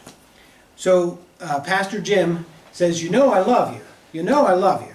And I'm only doing this because of love. We have this sense that what we're about as Christians is something important. To love the Lord with our heart, mind, soul, and strength. I mean, it's not okay to accept bad ideas. It's not okay to slough off. It's not okay that somebody picks the wrong color of carpet for the sanctuary. It's not okay that people don't have good coffee. These things matter because we're talking about the love of the Lord. And we should pour ourselves into it. So we say. I mean, so we think. The other part is that we then say, and your neighbor as yourself. And we sort of say, I love you, Tom. Love you guys. Right, I love you. That phrase, neighbor as yourself, is actually a Hebrew expression, I think. And one Hebrew scholar says that we Christians have really kind of got it wrong. We think that what we're saying is to love you with the same intensity as that which we love ourselves. So, I should love you a lot because I say I love myself a lot. But no, we don't always love ourselves a lot. And sometimes we're really pretty hard on ourselves, and some of us don't love ourselves at all. And so we just feel free to narc on our neighbors because we're going to love you like we love ourselves, you jerk, stupid. Yeah. Right, that's often the way we love our neighbors, like ourselves. But this Hebrew scholar says, no, it's to love your neighbor as if you were in that place. To love them as if that was you in this setting. Now then you say, well, let me imagine instead of being kind of young pastor, college age, preaching to this old congregation and having some member blow up at me, let me imagine that I'm this old member and the things that remind me of church and the things that are important about respect and decency are all flying out the windows left and right. And now I begin to say, if I was in his place as an older member, seeing so many of the things that established my world disappear, and I came to church as the one place where things could be counted on to be faithful and consistent, it would be disruptive. It would be a bit of a swing if I wasn't prepared, if I didn't get a warning, if I didn't expect to see. To love our neighbor as ourselves means to be imagining ourselves in their shoes. And of course we can't do that without learning something about their story and their narrative, something about who they are and what's going on in their world. And that is the kind of missional church idea. That we love the Lord and the Lord loves us. He doesn't just love us, He loves us. And He loves us so much that we should go out in the world and try to love our neighbor as if that was us. As if we were the one who smoked 2 packs a day and had sort of a drinking problem because life was so miserable that we really couldn't get through the day without some help. And then this Christian comes up and says, you miserable person, what are you doing smoking and drinking? No, God loves us so much that imagine if we were in that setting, God would still love us and love us in a way that was powerful enough to change us. So as Christians when we get fighting, when we get in these kind of discussions, when we have these, kind of difficult conversations, we soon use this kind of stuff as an excuse to act badly. Well, the church is really important, so therefore you need to know, I will die for this church, and I will kill you in the process. Right. So imagine you were on the other side of it. Imagine you were the one feeling like you had a legitimate point of view and this person is over the ballistic top. Yeah. Other thoughts and comments as we kind of, so we've talked a little bit about communication in general. We've talked about this missional idea of being commanded to go out and see Christ in the world and to be Christ for the world. Thoughts, questions, ideas? Okay, well, it is just lunchtime, so I'm going to offer a prayer. You can scatter for lunch at 12:45. 44. 12:44. That's right. Be back and ready to go. And we're going to then look into particulars about this. How do we go from loving God and loving our neighbor to, you stupid jerk, I cannot believe any Christian would ever believe that, you're going to hell. Right. And we know people go that way. So, I mean, go into those discussions. So we're going to talk about that flow and how we help to not go into that flow. So let me offer grace. Gracious God, loving God, you've given us this blessed day to gather, to realize that we are such imperfect communicators, and yet you are so perfect in your love that you care. And so, Lord, we pray that you would dwell in us and among us. Open our hearts and our lives to those around us. Open our ears to hear stories that are different, lives that challenge us. May we be held in relationship with others because you are in relationship with others. May we be challenged to challenge others because you challenge even us. Lord, bless us in this day, and all of God's people say, Amen. Okay, thanks everybody. Lunchtime. Share something with you. Would you like something for lunch, dear? This before I was even in the Presbyterian system. I'm going to And she found out I was Burger King. Yeah, right. That's right. Cheeseburger, you want a cheeseburger? Oh, nice. I'll get you a cheeseburger. Do you want something to drink? You should go into the kitchen and get some of the books out of the kitchen. I did. I got one. Get another one. I'll get another one. That one you can't keep, but you I can know borrow. that. I'm just gonna borrow that. Oh, okay. Don't forget the books in the kitchen. Feed your soul. Okay, we'll all Yeah, name's Doug. I can get it for you. Email is She's gonna bring it back. Huh? I'll bring it back. Thanks, Bob. Yeah, it's great. Nice to meet you. Yeah. Doug, do you need anything? I'm going to go out to Sheets and find some food. And when I turn this off, is there a special way to turn it off? You just press the button and it. Yeah. Okay. Yeah. Okay. Do you want to push the blank screen on the? I'll be right back, kid. On the. Hey, Doug. Here it is. Yeah. Oh, okay. Working in that hospital, and then, which allows me to step outside. I've been there 9 years. Yeah, that's a very missional setting, right? You get to meet all kinds of folks. And kind of- Joy Kaufman told me, this is before I was even in the Methodist system, because I'm actually from the United Church of Christ, and she said to me, she says, you stay there. I'm only down there Tuesday evenings for an hour, doing a little service, and then do some medical prayer. Yeah. But the stuff you see there that you can take back, because the CEOs allows me to go back into the church and say that as long as I don't say the rehab hospital. Yeah. Right. It's powerful. Yeah. Because it's a love relationship that you bring into the church.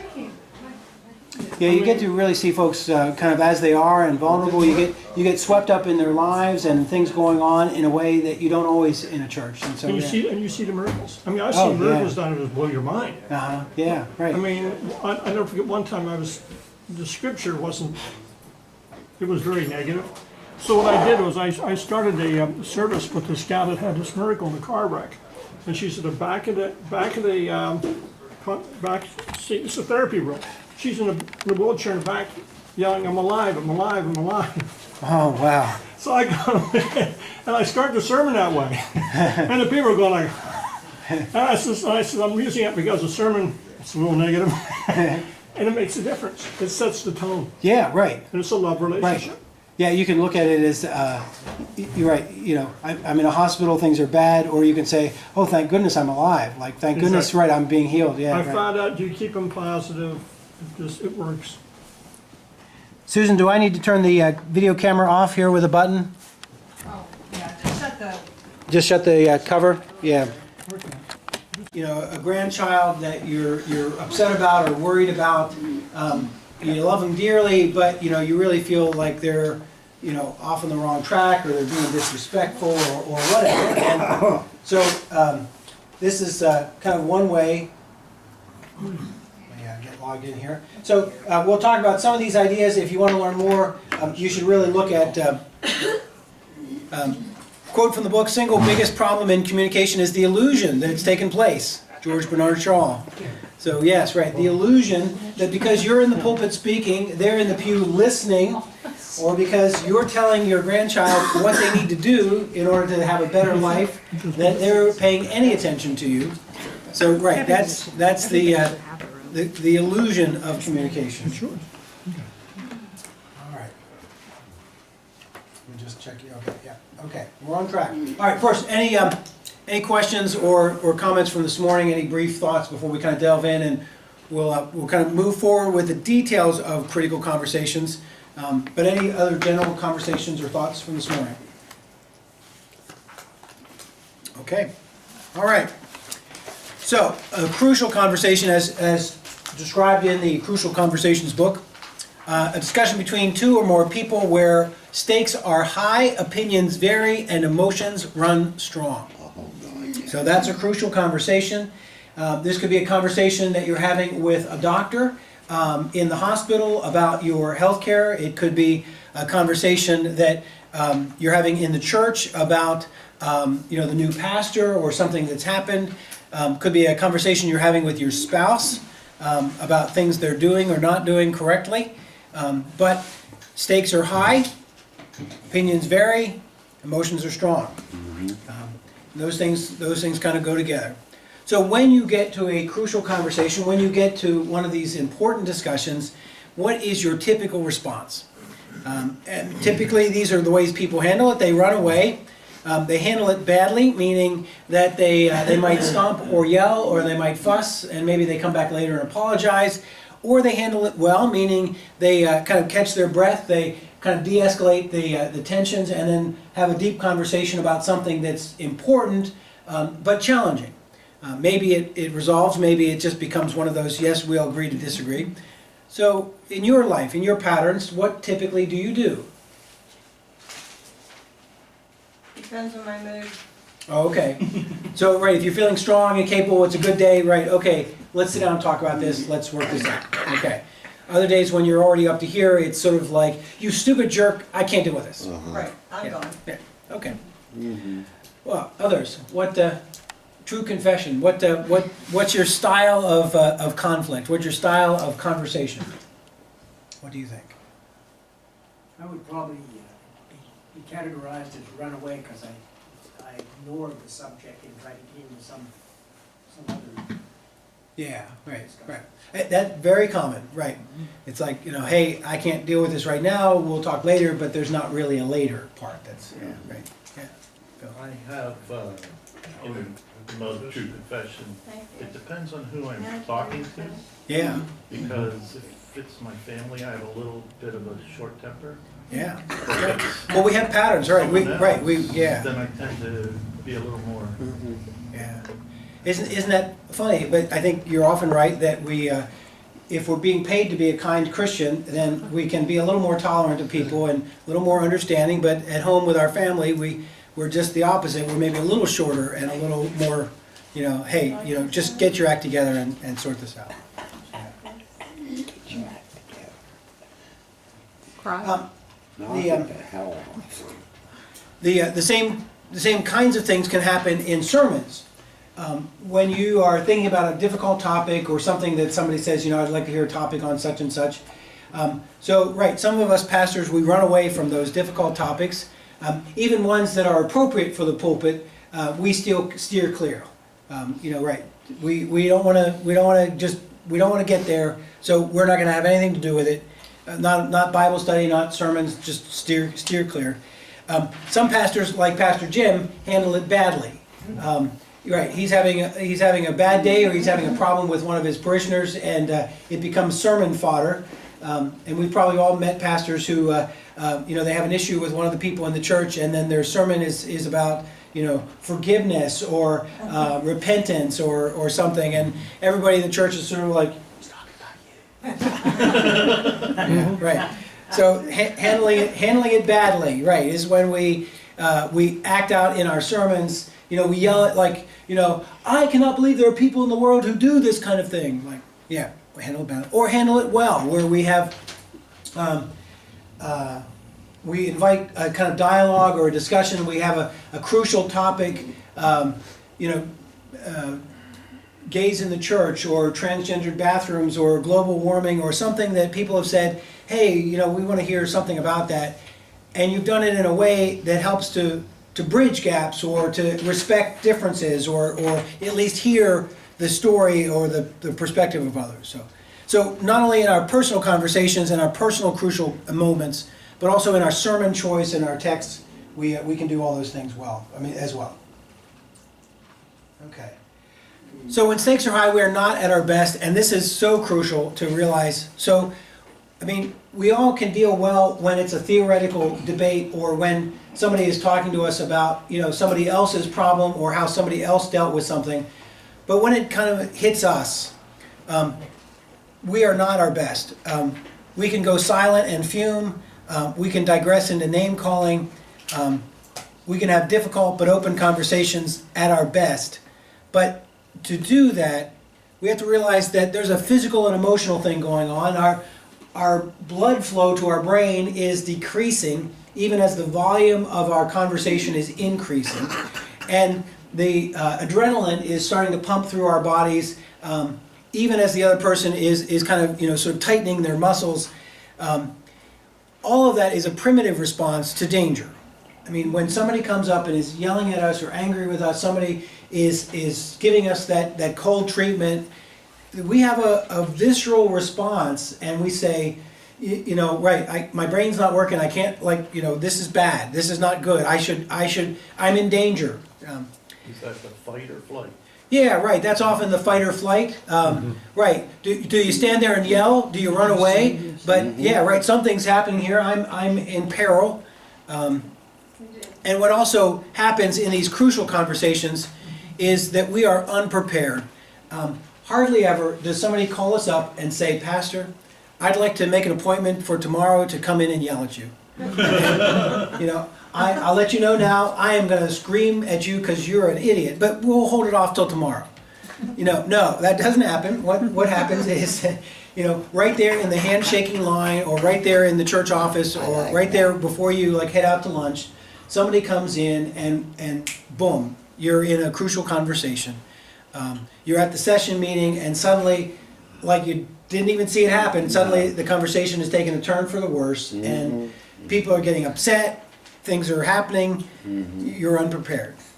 That doesn't always stop us from having those conversations. We just, we don't say, oh, wait, we don't need to have this right now in the handshaking line. I can see this is really important. How about you call and we'll get into this tomorrow? No, we sometimes, get into it right then. Unprepared, unready, unsure, but bam, they've attacked us, we attack. Yeah. So crucial conversations. In the pulpit,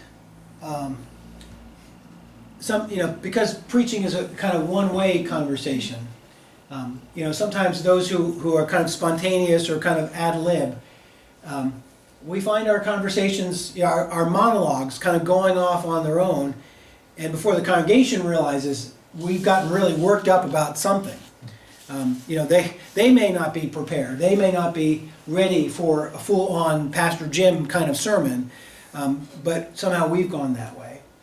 And even when we try to have good conversations or good discussions from the pulpit, they're not always prepared. So as leaders, as pastors, we can help set the tone or help set the stage. Imagine the story I told about the young college student pastor and the young Christian musicians and this old pastor. Imagine if we had sort of said to them the week before, hey, next week we've got young people leading our service. They're all college age. This is great. We hardly have any college kids worshiping with us these days. They're going to come and lead worship from their perspective. They're going to wear jeans. They're going to wear sneakers. Pastor's going to preach in a shirt but not a tie. Imagine if I had kind of prepped the stage a little bit so that when he wandered in, he'd be like, okay, I know this is going to be a disaster, but I'm okay. So we can as pastors and leaders, we can sometimes help, kind of prepare people for a hard discussion. You want to discuss doing gay marriage in your church, and you know that's going to be a big thing. So rather than, you know, kind of let it slip under the rug or just let it happen, you sort of say to folks, hey, we're going to have a conversation about this even before we have a situation. You know, it's not about this person or this family or that family, but we know that some of our families have gay children or great grandchildren, and so let's get together, let's have a conversation with our session about that. And so let's prepare for a crucial conversation or a difficult conversation by helping folks kind of get their minds aware and kind of walk them into that before it's, hey, it's session meeting and Sally has brought up that her daughter and her daughter's friend who are gay want to get married here. Isn't that great? Okay, let's just... So, right, knowing that these are emotional, high-stake, varying opinion conversations, we can help kind of prepare for that. Yeah, Carl. Sometimes you don't have time to prepare. They need an answer now. I was one time teaching a Sunday school class, and I won't tell you the subject that came up, but it was obvious from the way the question was asked where they stood. Under the circumstances, God help me. We often say, God, give me the words to fulfill my obligation here, and that's what happened. I got through it. Yeah. I would, if I had said any other time, you know, I don't think I could have done that if I had had time to think about it. Yeah. It came out, gut reaction. Right. Well, and I mean, if they're asking your kind of opinion on a topic, right, that's kind of one thing. But when we find ourselves in these kind of emotionally charged situations where we have different opinions, it's okay to sort of say, you know, this is getting deeper than I thought, or this is really getting to be a strong discussion, and I want to do this with respect, and I want to respect the topic, and I want to respect you as a person. We don't have time to hear, you know, I don't have time to really listen right now because I've got this thing, or, you know, I'm going to go to Sunday school after this, so let's come in. I, you know, really want to hear where you're at. If you disagree, that's okay, but I really want to hear where you're at with this. So yeah, you're right, Carl. Sometimes it's like a, what do you think about this? And right. But other times we should take the time. Yeah. I have a question. Yeah. Preparation. Yeah. Is preparation going and finding the facts that back up your opinion? Or is it preparing to know that you're going to have this conversation, there's going to be both sides, and you're going to listen to both, you know? Right, right. So, I mean, yeah, so, I mean, I think preparation is, I'm thinking here, is helping folks know that there's going to be this conversation and it's going to be done in a kind of safe way and a structured way. So when we get to kind of control the setting, we can say, you know, I hear a lot of rumbling and I know there's some real emotion coming up around this topic, so let's have it out, but we're going to do it in this way. So that's more about preparing other people that this is going to happen, but helping them do it in a good way. Right.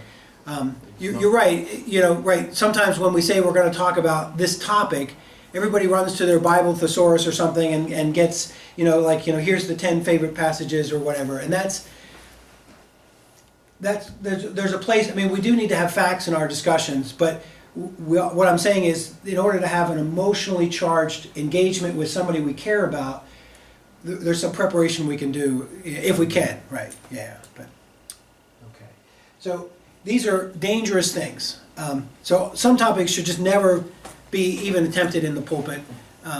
You know, a couple of times I've tried to talk about marriage from the pulpit to say that, you know, we're all kind of for good relationships. We should talk about, you know, husbands and wives, and we should talk about, and it always gets a lot of resistance. People are uncomfortable thinking that their relationship with their spouse is going to be dissected or critiqued, or, I mean, we often feel very vulnerable about our most intimate relationships. That somebody's going to tell us that, you know, we're living together in sin, or that our kids are not in the right relationships, or that being married to a non-Presbyterian is bad. I mean, we have a history in the church of critiquing people's relationships, and my experience has been that you got to wade in pretty gently If you want to do some of those Bible passages about divorce and adultery and that kind of stuff, yeah. Doug, when I was in seminary, my preaching professor, Warren Stuckey, told us the Song of Songs, don't even touch it. Right, so those of you who don't regularly read it, it is a love poem. It's erotic and fanciful. It's a poem about God's relationship with Israel. It's not a children's story. So yeah, right. It is not. Yeah, right. Great bedtime reading with your spouse, but not real good with your kids. Yeah, right, or your teenagers. Yeah, yeah. There has to be trust. You know, if you're preaching in a church just every now and then, don't even imagine that you can go in and talk about the big topic of the day. No. Whatever the kind of big thing is. It takes that kind of relationship and trust. And you have to know the narrative of your audience and your own ignorance. So you need to kind of know that whatever your scholarly opinion is, whatever your experience or world vision is, that you don't have the whole picture. Because you may not know what it's like to be on that side of it or this side of it. You know, as a pastor, people would ask me things like, you know, what's my opinion on abortion or something like that. And, you know, I'm a white man. You know, what does it matter to me? I mean, it does matter. But, I mean, it's like that's not the same question as a young teenage girl or a 30 or 40-year-old woman. Right. And, yeah, so I think it's dangerous. We need to know kind of who's out there and what they're going to hear. Like that woman, when I mentioned the word divorce in the scripture, and she shut down and melted down. All right, we're going to keep pressing on here. Okay. So often in our critical conversations, we make a fool's choice. We're often stopped in our need to have an important conversation because of a false choice between speaking the truth and maintaining a relationship. So we say to ourselves all the time in the church, like, they need to hear the truth. They need, like, you know, I know they don't want to hear that this is wrong, but they need to hear the truth. Or somebody will say, we just want to love them. We just want to love them. We don't care. We know that they're different. We just want to love them. A crucial conversation is where we try to hold that all together. Where we say, we want to love you. We care about you. I hope you care about me. We're in this relationship together. You're a part of my church, you're a part of God's life, but we have this difference. We have this issue that's come up between us, this problem that's come up that divides us, so we have to talk about it. Now, this can be, again, with a spouse, with a church member, with a person on the street, but it's about the relationship. So it's not just about, like, walking up to a stranger and telling them, like, you know, do you understand that you're going to hell or something? But it's not an either or. But we often get to that. We often say that. So, like, somebody gets really upset with us, or somebody gets really upset in church, and we rush over and say, hey, it's okay. They didn't mean that. You know, it's all right. Don't get upset. But they didn't mean that. They meant that entirely. They meant exactly what they said. They're really thinking you're wrong, and this is stupid, and we shouldn't do this. So it's not about backpedaling or about sort of melting it down into something, you know, kind of like, oh, well, you know, it's okay. Crucial conversations are about, like, hey, you've said this and I think you're wrong. Or you've done this and that's just unacceptable. And we need to talk through what that's going to look like in the future. Hard things. Okay, so here's an example of a hard thing. Hey, how's it going, man? So I'm supposed to tell you that you're not on the planning committee anymore, and it's probably because your ideas suck.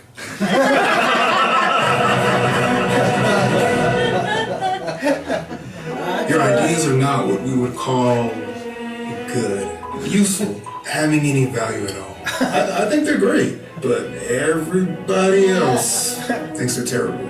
You have ideas only a mother could love. No, it's not that your ideas are bad.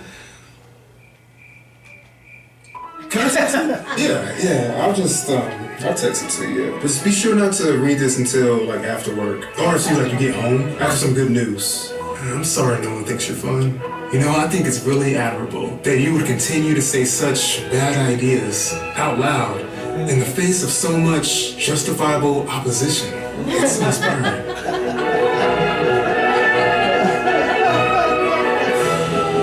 Good talk. I feel so much better. Is that a new keyword? No?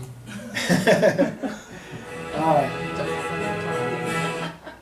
All right, so any of those techniques sound familiar to you? Hey, you got some bad news to deliver to somebody, and hey, I'll just send an email, it's okay. Yeah, right. By the way, the committee voted, it wasn't me, the committee voted, it wasn't me, and yeah, you're not on session anymore. Right. So those are all common things we do, but in our crucial conversations, we should think about a swimming pool. And the idea is that what we really need is more shared meaning, more shared understanding. People who are skilled at dialogue do their best to make it safe for everyone to add their meaning to the shared pool. Even ideas that at first glance appear controversial, wrong, or at odds with their own beliefs, now obviously they don't agree with every idea, they simply do their best to ensure that all ideas find their way into the open. So you're at a session meeting talking about, what to do about the building problem. And, Elder Jim, always has the same stupid idea that we should sell the building and move somewhere else. And Sally is always going to say, I grew up in this building, it's lovely, it's wonderful. And, right, so, Jim says, we should sell this building, this is terrible. And you just shut up, Jim. All right, who else has got an idea? Right, so you've really shut things down right from the get-go. The idea is that there's this common reservoir of ideas, not just brainstorming ideas, but emotions and story behind the ideas. So when you put it all together, you begin to see a much richer, deeper picture of the conversation that you're having. So you say, okay, let's talk about kind of doing the same gender wedding in our congregation. What are we going to do about this? Somebody's brought it up. We've got this couple, and you kind of know how the conversation's going to go. You know that folks are going to be anxious about it. So you say, well, now let's give everybody a chance to kind of share their background or share a little perspective on this, and so you invite folks to kind of add in without cutting it off or without kind of adding great critique. And you say, now look, we're not all going to agree. At this point, we're not about agreeing and disagreeing. We're not about the solution. What we're engaged in is dialogue. What we want is everybody to feel like they're involved in this discussion. And not only then do you get this shared pool of perspective on the situation, but you also get a multiple number of people who have buy-in, who feel involved in the discussion, who feel like their thoughts have been heard and they're part of this decision. Now, they may not agree with the final decision, they may not agree with you or your opinion, but they felt like, oh yes, it was so nice that they appreciated that I have this gay child, or that my life is like this, or here's what my position was, and they took that seriously. It's so nice that they appreciated that enough that I could hear this. So this shared pool adds meaning, and of course there's a danger when there's a shallow pool of meaning, when you cut it off or when you don't let folks contribute.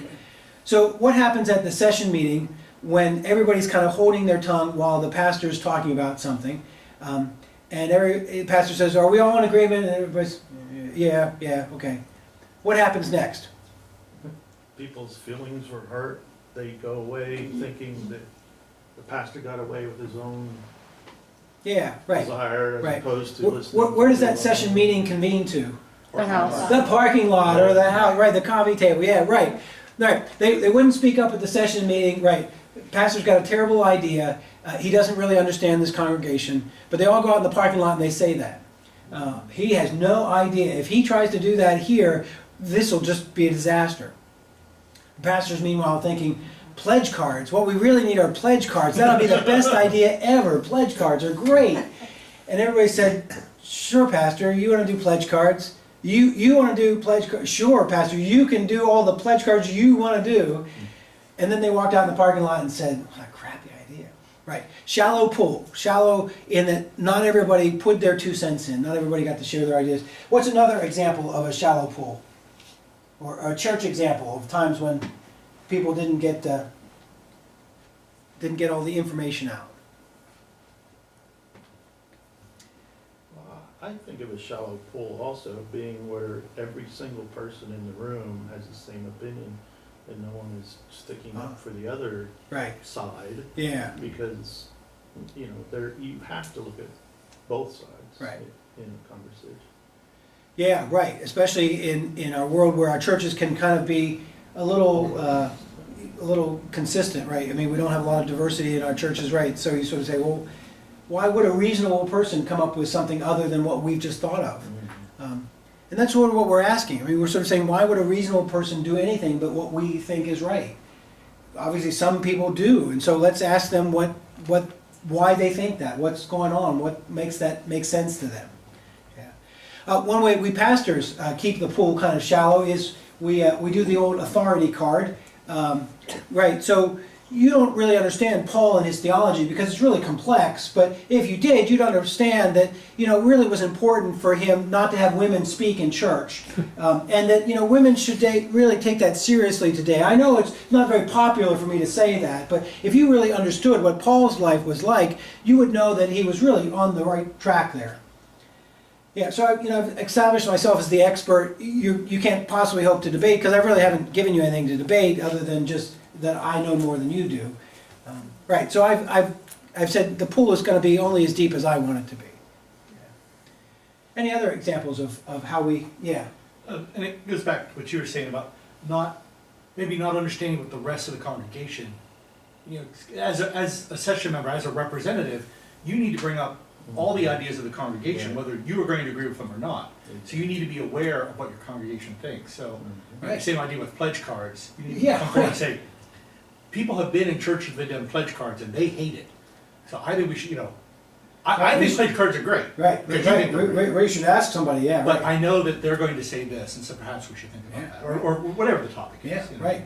Yeah, exactly. Like when sessions don't either have permission or the skill to share what they know about the church, the pastor comes in and says, hey, we're going to promote a full faith budget. This is doubling our expenses next year. We have got a great plan, and I'm sure that everybody will step up, and that if they have faith, we can do this.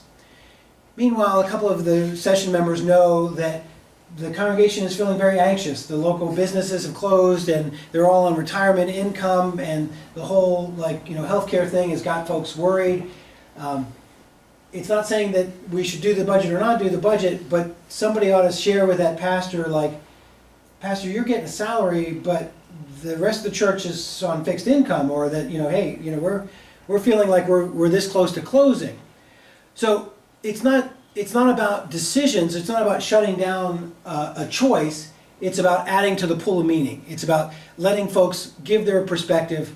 You can say, well, thanks very much, maybe in your head you're saying, I don't agree, or maybe you're saying, I think that's not the whole answer. But right, you said, thanks very much. That's very helpful to have that piece in there. All right. So not only does it get a kind of shared buy-in, not only do folks feel more. I mean, imagine the budget. So the pastor is there at session, and he runs this budget through, and the session says, okay, whatever. But now it's got to be the people who actually provide the funds to support the pastor's budget. If there's not a sense of involvement or group decision making, it's kind of all fall flat. Same thing. It's a group IQ. So I as a pastor may have certain knowledge or certain skills, but I don't know everything about everybody in the church, or I don't know everything about the community. And so by saying let's have this difficult conversation. And maybe we'll all be wiser and smarter for it. So the congregation start to talk about such and such a problem, and they say, well, that last 2 pastors ago, we don't talk about this too much, but he used to smack his wife, and we finally had to turn him in, and he went to counseling, and he left, but we're still really upset and kind of divided on that whole issue. And that's a piece of information that you didn't know or didn't have a clue. Like that's just like out of the blue kind of stuff that would be helpful if you were talking about a women's shelter or your wife or pastor's wife or something like that. So Right, so it adds IQ, it adds intelligence, it adds meaning by letting folks contribute. Now, there are all sorts of bad responses to these crucial, I mean, we're talking about certain conversations that are emotional, where opinions vary, and where tensions are high. So, salute and stay mute. This is the person that, somebody else decides that this is the way the kitchen is going to be run, and they say, fine. She wants to be the big boss? Fine. I'm not going to work with her? Fine. She can do all the church dinners. I'll not be back again. Salute and stay mute. Like, fine, whatever. Freeze your love. This is a good thing not a good thing, but this is a common thing in relationships. So, like, you're not happy with your spouse or they've done something to kind of ruffle your feathers. And it's all fine, it's okay. I won't talk to her, we won't deal with this, right? She'll understand I'm really upset about that because she'll see how cold I am and then she'll understand. Or where the person says, right, the church wants to support that kind of stuff. See if I ever give my money to the church again. But nobody does see because nobody's paying attention to who gives and who doesn't give. And so this person has made this bold statement by saying, I'm never going to give my money to the church again. A year later, the church is like, how come we don't have any money? Nobody said, well, Bob said he wasn't giving his money again, and nobody asked him why. Right. He's assuming that you all understand because he has frozen you out. He's kind of drawn the line. Oh, a great church one, Martyrs. I'll do what you say because I have to, but I think it's stupid. This is the lovely church lady who says, right, I'll come in at 5 a.m. and get the coffee and donuts on for the pastor's meeting or whatever. But nobody's going to come to the pastor's stupid meeting, and we don't need 5 dozen donuts, pastor. Right, she'll do what she has to. And the picky person. This is a kind of sarcasm or passive resistance. So there's a problem between the pastor and the treasurer in the church, and the pastor has laid down the line that he is the head of staff and that the treasurer will do what's required, and the treasurer is going to pay the bills that the treasurer is supposed to pay. End of discussion. Thanks very much. The treasurer then, says, well, pastor, I'm not going to reimburse your mileage because the IRS says that I need exact odometer readings, and you just gave me your total miles, and so I'm sorry, I can't accept that, and it's no longer valid. That was the whole year. I'm not going to reimburse you. And the pastor goes then to session and says, we have a problem with staff, and I want you to be clear about my authority to hire and fire staff. And the treasurer says, I'm appointed by the congregation. The bylaws say I'm appointed by them. They have to fire me. Again, bad behavior, picky. When we start pulling out our books of order, when we start pulling out the rules, when we start sort of looking at the minutia of what exactly do I have to do? How many hours? What exactly does the custodian have to clean? Like, does she have to clean the whole church every week, or what? When we get to that point, we should know there's some bad response. And all of these are attempts to cope when we want to stay in dialogue, but we're not. So when somebody freezes you out, when somebody is mute, when somebody is sort of being that silent, mumbling martyr or being overly picky, what they're saying is, I'm not walking away. I want to be in dialogue. I want to be in this church. I want you to be my pastor. I want to be involved with these people. But I can't cope. I can't sort this out. There's something to this thing. This crucial conversation is too much. When under attack, our heart can take a similarly sudden and unconscious turn. When faced with pressure and strong opinions, we often stop worrying about the goal of adding to the pool of meaning and start looking for ways to win, punish, or keep the peace. So yeah, right. So we're all like, okay, we're having this important church discussion about, doing gay weddings and about, what do we believe in terms of traditional marriage? What do we believe in terms of gender and equality? And then suddenly, a mom in tears, starts pointing fingers and sort of screaming like, you have no idea, you hypocrites, you bastard people, you have no idea. Like, suddenly, the whole idea of, like, kind of sharing your thoughts and building this kind of resource, now it's like, well, I do so have some ideas, like, I read my Bible, and, like, I know what this is about. Like, suddenly, it just turns, and we get into winning, punishing, or keeping the peace. So in that moment, the group makes a decision, or you personally make a decision, I'll show this person who's boss. Or, like, no, I didn't mean that, no, like, no, it's okay. Or, fine, treasurer, you want to play these kind of picky little petty games? Like, yeah, I sign your paychecks, so, right, we'll see when I get around to signing your next paycheck. Yeah, punishing. Right, so we're in this crucial moment, and just like that, it goes badly. We're not prepared for it, we didn't expect it. Even if we prepped for it, sometimes it goes in new directions. We're emotional, our blood is cut off to our brain, we're ready to kind of get the adrenaline going. Do we attack? Do we run away? Do we punish? Or do we have a full conversation? Do we have a real conversation? And in churches, we really do care so much. I mean, people wouldn't have emotional conversations in church if they didn't care. And yet, we go from caring about the issue or caring about people to, bam, I don't care about people, I care about winning. Or I care about the peace, or I care about punishing somebody for making me look bad. And none of those are the same thing as having a crucial conversation where we care about the person and want to have a dialogue, want to have a discussion.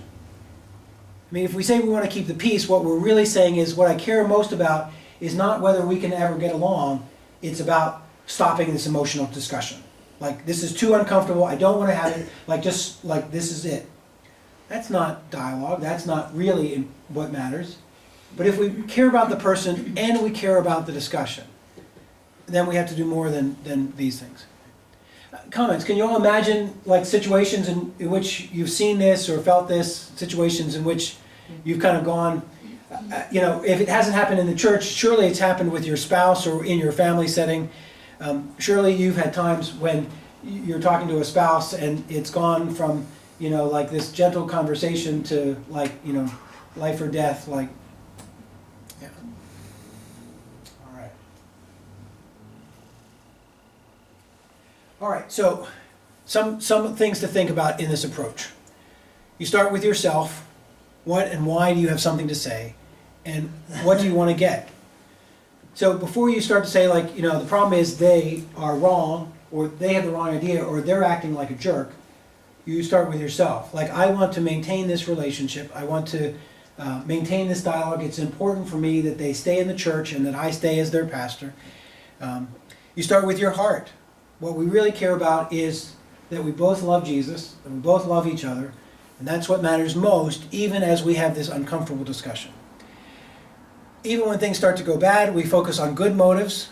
We refuse to focus on either or of, let's just get down to the truth. The truth is that your sermon stank, or the truth is that you are a bad preacher and you don't care about people. No, it's not a truth or friendship. It is both. So, Pastor, let me talk to you about your sermon. The last couple of weeks we've felt like you didn't really engage us, and a lot of people are feeling like that wasn't really a good sermon. And I know that's uncomfortable to say, but we really care about you and we want you to get better. So we want to have this important conversation with you about like what we can do to help you write better sermons or give better sermons.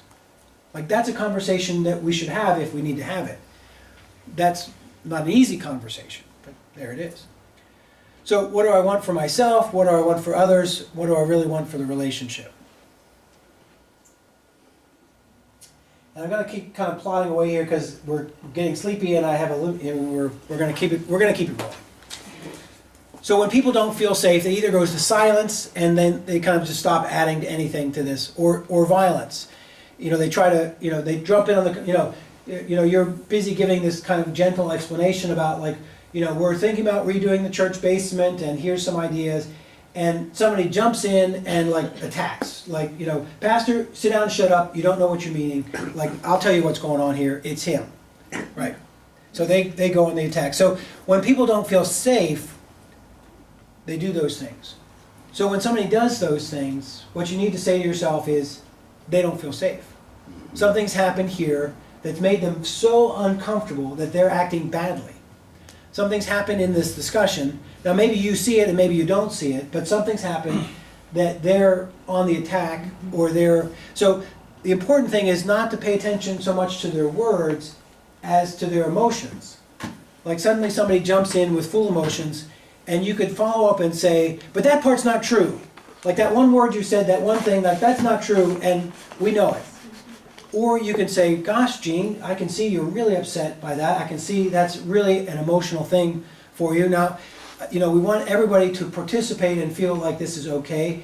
So can we not talk about each other so violently or personally? Can we talk about the subject? But tell us some more about why this is such an important thing or why this is so meaningful. So silence. We do things like masking. We have sarcasm, like, you know, fine, pastor, like, you know, I think the last Lutheran pastor did something like that in church and he lasted for a whole week. So that would be fine if you want to do that. Avoiding. Oh look, it's almost time to go. We've got to wrap this up before we have really a chance to get into that topic. Or withdrawing, physically and emotionally. So we're sitting in a meeting, session is talking about something kind of important, and you notice that one person hasn't said anything. They haven't said anything since this discussion started, and they usually do have something to say. And we're sort of looking around saying, you know what, we've not heard from Connie. You know, Connie, you always have such good wisdom. You know, tell us, you know, again, trying to draw her back into the conversation. Controlling, violence things. So, you know, often pastors or business people who are accustomed to kind of having their own way play the authority card. Right. So we just need to make a decision here. We've had enough conversations. We know how these conversations go.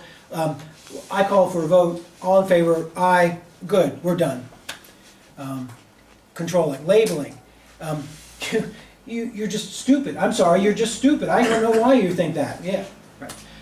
It's only liberal people, stupid liberal people who think that. Flaming liberal people. Or go on the attack. Sure, go ahead and approve the budget, but if you think you can do it without me and without my money, like you're just crazy. Like, yeah, fine. I mean, right, if you want to do that, that's great, but yeah, right.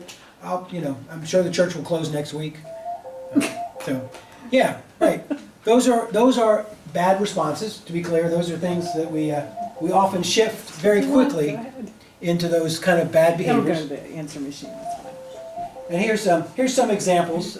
Here's a nice young woman who's going to share some of her responses to an unreasonable request. So you're cutting the timeline in half? Well, I guess the team can't possibly hate you any more than they already do, so that's a plus.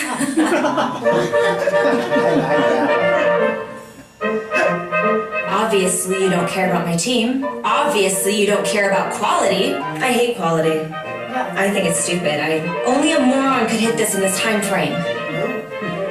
Maybe you could do it. This must be your first time running a project. Oh, tons of dwarves. I have pictures of my family, so why would I need to ever go home? I get it. You think I'm a magician. But you don't. This isn't.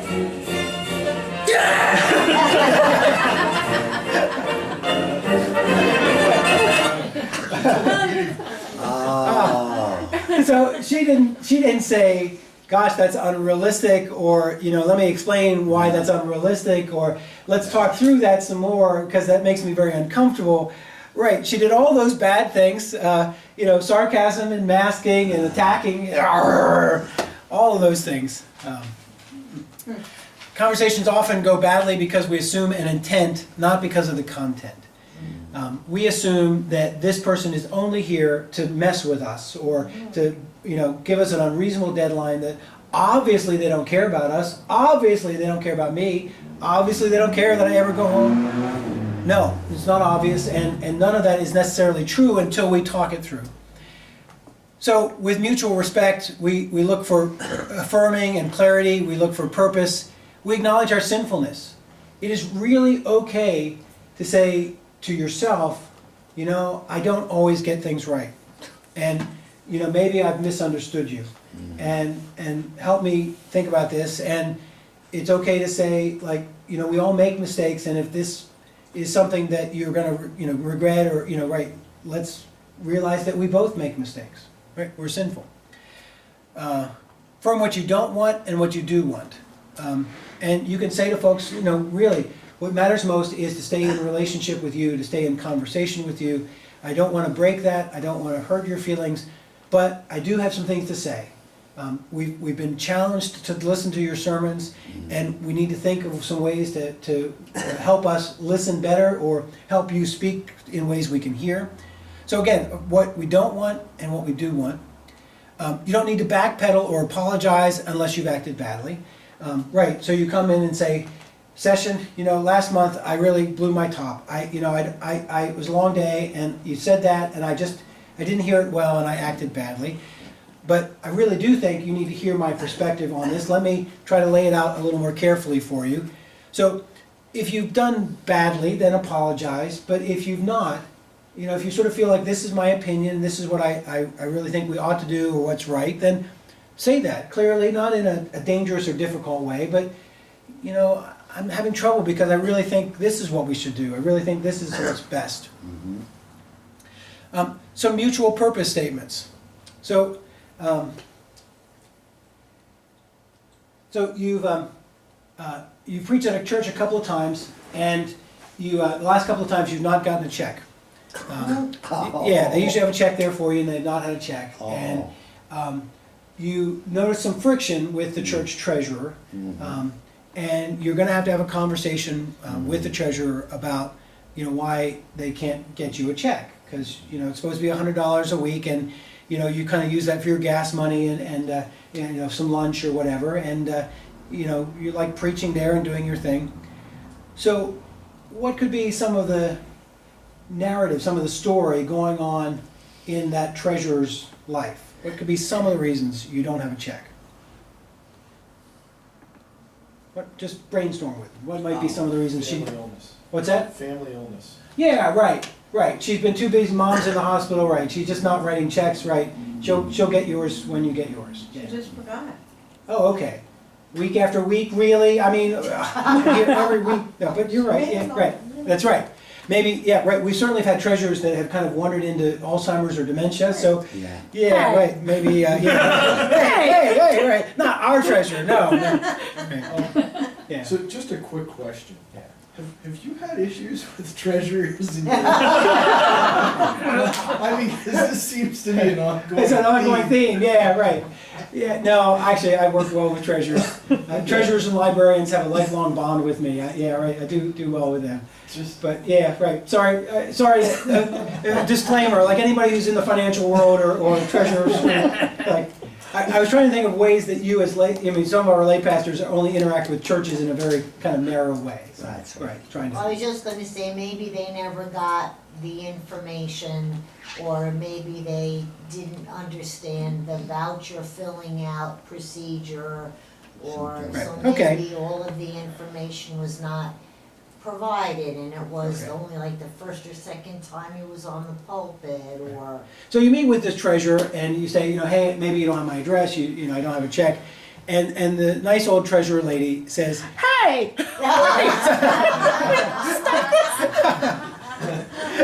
I was busy on Sunday, what do you want from me? I need a second person to sign the check. Judy is our treasurer here at the Secretary office, and Judy's a wonderful treasurer. But I'm the treasurer at the church. So. Okay. Oh, my goodness. Yeah, right. Sorry about that. Well, see, now maybe let me carry on with the story. See whether this helps or not. Right. So the treasurer says, well, Pastor, when you know, I've asked you a couple times to do visitation on Sundays, and I sort of feel like, you know, you're here to do, you know, ministry for the whole day, and, you know, when you don't do ministry for the day, I you know, really don't feel like you should get a whole check. Because, after all, it's $100 and, well, I've cleaned houses my whole life for $5 an hour and, that's like half a week's worth of work. So, what makes you think for $100 you should just get in the pulpit for 10 minutes and give some silly message? We want you to go to Pittsburgh and see Mabel and you didn't do that and, right, so now we've kind of opened up a bigger can of worms where suddenly we've got a whole stack of stuff. So one way to start that is to start with a kind of mutual purpose. Well, Susan, we both love the church. We love the church so much that we think the church shouldn't be taken advantage of, and we both care to give our best to the church. You still clean the church for free, and I do my best to preach to the church. But we both love the church. We both feel like we should work hard for our money, that we should get what we sort of agree to get. We should get paid fairly. So you can start off by sort of building what you have in a common agreement. Before you get down to my understanding was that I got paid $100 for the service, for the worship leadership, and that requires writing a sermon and planning things that you don't see and doing work before I get here. And she says, well, I think you just wrote that in the car on the way up. Right. So you say, well, yeah, obviously when you do your cleaning, you got to pick up supplies and you got to do other things. And when you're done cleaning, you've got to empty the vacuum cleaner and carry your stuff out to the car. That's all part of your time and your commitment. Now I know you give that freely, but we think that all of that is part of your time and commitment. So again, this building mutual purpose, building some common ground. And it also allows you to slow the process down by kind of backing up a little bit. So we won't have time to kind of get into everything here, but so something happens. You find out the treasurer is unhappy with you, though she's a lovely woman. And you did get both your checks, didn't you? I'm good. I preached at her church, so yeah, right. So yeah, really the subtle conversation going on in the background is like I preached for that church and they never paid me. And then I was there at the Presbyterian meeting and I made it as plain as possible. And yeah, no, that's not the right. So thank you, Susan. That plays in very nicely here. So somewhere between the event and the facts of the event of what actually happened and the emotions, there's some backstory. There's something going on in the background. That, right, yeah, I preached at Susan's church and they didn't give me checks and darn it all, I'm going to talk badly about treasury. Or that you're talking about doing weddings in the church and how special it is and one mother is crying because her son or daughter isn't going to ever get married in the church because they're gay. Right, there's something that connects this event to this emotion and we may have our own baggage as to what happens in between because it happens so quickly. You may have grown up in a house where when your dad laid down the law and yelled like this is going to happen, then you like trembled in fear and that was going to happen. And so when Elder Bob calls you to account and lays you out in front of the congregation, you are that 10-year-old boy getting laid out before dad, and the story that you're hearing isn't like he introduced pledge cards or that he broke the handrail on the church steps. It's I'm being yelled at by this authority. I'm a 10-year-old kid being undone. So until we start to kind of back this up a little bit, we don't really listen for our story or for the other person's story because we're so quick to move to the response. We hear the content of what they said. Elder Bob calls us in, Pastor, we think you broke the handrail going out of church last Sunday and you didn't bother telling anybody, and this week when Sally tried to come up, she couldn't get up the steps without somebody else helping her up the steps because you broke the damn handrail. Whoa. Like now we're, yeah, whew. So quickly we've moved to this. We've gone from this, the handrail is broken, to the pastor broke the handrail, to we've got some emotions around this whole issue. Now we need to sort of back it up and sort of say, okay, now I may feel like a 10-year-old boy being yelled at by my dad, but let me take a deep breath and kind of catch myself because I know that we all love Jesus and that God's grace is sufficient. So, well, boy, that's quite an accusation, and yeah, boy, you really seem to be pretty emotional about that. So let's talk that through. Let's have a conversation. Probably has to deal with the treasurer to get it repaired. Probably, that's right. She won't give him money either. Let's see. Yeah. So there's often stories that we tell ourselves in that kind of reenactment process. That I'm the victim, that they are the villain, or I'm helpless. Now, it takes us a while to really work on those stories. So, like the next day or the next week, we've got those stories in place. So somebody says, hey, what happened at church last week? Yeah, I hear there was a big thing. And we tell our version. Like there I was preaching a powerful sermon when, Elder Bob went off on me right in front of the whole congregation. And, he has no business doing that. And I had no clue what he was talking about. I didn't realize I broke the handrail that much last week. And the other way we tell the story is there's nothing we can do. Like, right? Nothing we can do. I mean, she's going to leave the church. She's upset. You're right. There's nothing we can do. We just, she came and yelled at me for 2 hours, and yeah, I guess I just have to quit the church, and she's going to leave, and I might as well start putting out my PIF. So those are three false stories. We are almost never, those are almost never just true like that. It's never that we're never at all to blame or never involved or that the other person is so evil and wicked that Adolf Hitler would take lessons. But yet we reenact the story. We can tell the story that way. Especially when the conflict has escalated over a couple of events. And what often happens is there's a collusion of bad behavior. So I say to myself, Elder Bob is quite the jerk. Let me talk to the rest of the session about it. You all know Bob, and you know how he can be. He is quite the jerk. I mean, it's all his fault that he started this, and you know what? I'm going to end it. I have the right to defrock him, and he is no longer going to be Elder Bob in this church. I'm going to bring him up on church charges. So I've then escalated the bad behavior because Bob has acted badly to me. Elder Bob, for his part, has said, I wouldn't have cared if the pastor broke the handrail and came and told me to fix it. I fix all the stuff around here. It's just that he takes me for granted. All this stuff happens around here, and he never thanks me. I'm fixing the toilet and the handrail and the sound system, and nobody ever cares. But Elder Bob, being a kind, gentle spirit that he is now really upset that the pastor is such the villain. And Elder Bob is a kind, gentle soul, a victim clearly in this whole fiasco.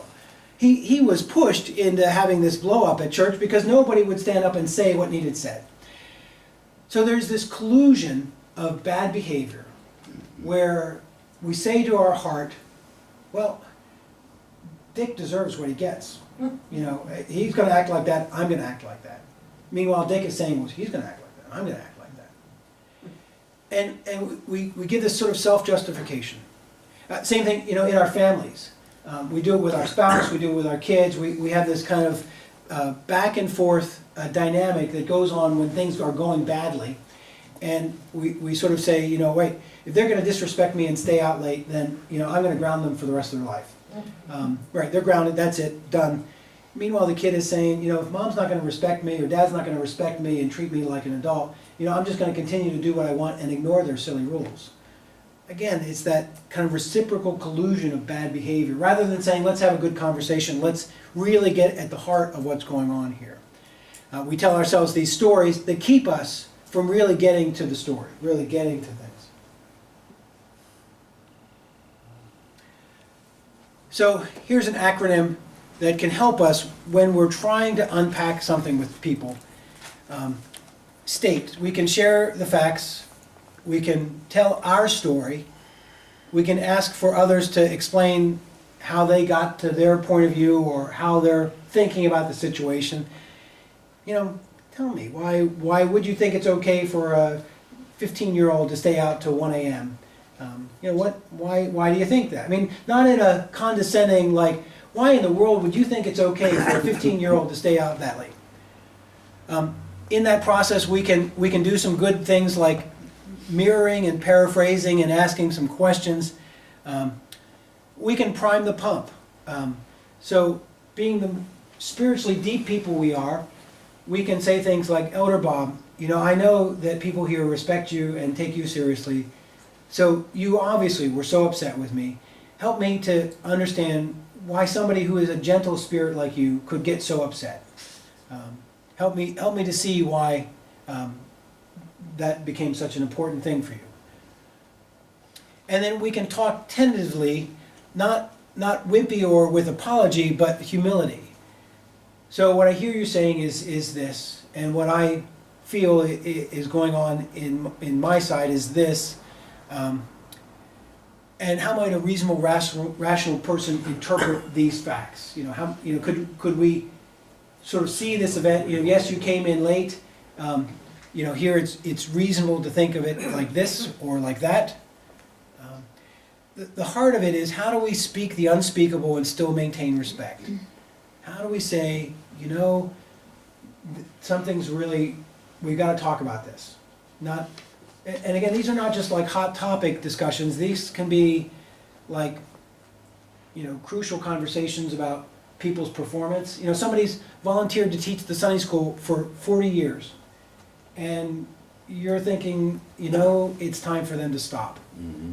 They're not reaching the kids, they're doing the same things, they're still using film strips and overhead projectors. Like, I need to have an important conversation, but I need to do it in a way that maintains respect.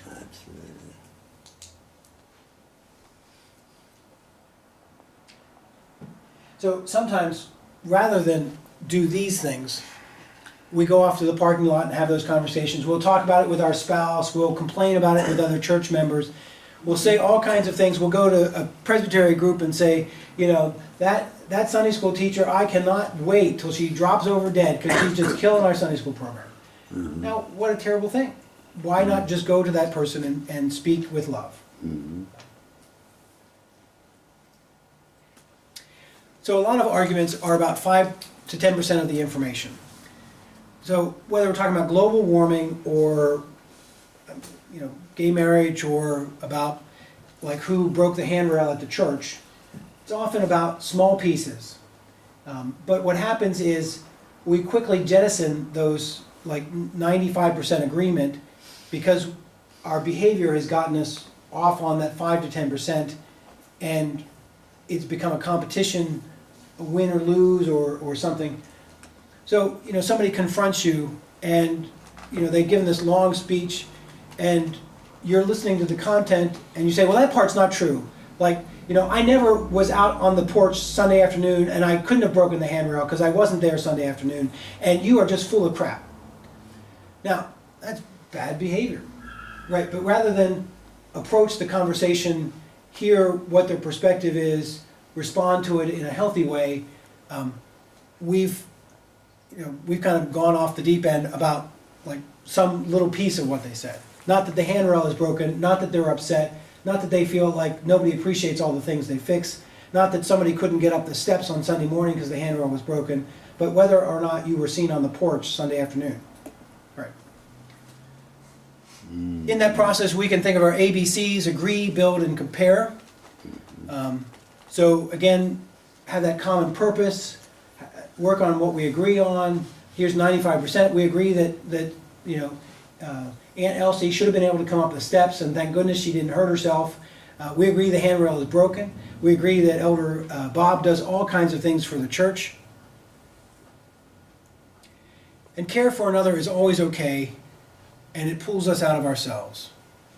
So when we're locked in our kind of myopic view of, I've been hurt, they've yelled at me, I need to fix this, I need to set them straight, when we start saying, but I do care about them, and I wonder how they're doing, and I wonder what they really think, because they're not such an unreasonable person that they're always thinking stupid things. So when we begin to think about them and care really about them, like if I go in there and yell at them, that's gonna really crush them. I'm their pastor. So, like when we begin to care, we begin to get to a place where we can do a crucial conversation. And regardless of what you wrote down today, love covers a multitude of sins. When you say to folks, look, I do love you, I'm not sure that Pastor Jim loved people, but yeah. But when we really say, now look, we disagree on this, but we really do love each other. We had an issue at Bedford where one of our elders was really upset with the PCUSA and the new stance on gay marriage that came out. And he and I had been on work projects, we had done things closely together. I thought he was a great guy, but he was really upset with me. He was upset with me, he was upset with the church, the denomination. I mean, he really felt like, I needed to speak up and take a stand, and I just wasn't. So when I had a crucial conversation with him, I started out by saying, regardless of where we end up with this, regardless of whether you stay in the church or not in the church, I need you to know that I think you're a great Christian. I think you give a lot of your time, I think you love the Lord, I think you care about the church, and whatever you say or do, I know that you're doing it because you care, and whatever critique you have of me or the church or others, I want to hear it because I care seriously about your opinion. Now that goes a long way to making that a better conversation and a healthy conversation. He ended up not staying in the church. He and I managed to continue to keep in conversation for quite a while, and, but we still managed to keep in conversations. We're still Facebook friends and all of that stuff, but only because we could say, right, we have great respect, we have great appreciation for each other. We know that we've done the Lord's work together, regardless of everything else. Well, I think we're about out of time because I feel like we're wound down. The last, yeah, right. So as you think about a difficult conversation or difficult person, this prayer of St. Francis is just wonderful because it draws us out to think about the other and to think about more. So we're going to end with this prayer, but let's kind of do some questions or comments or discussions.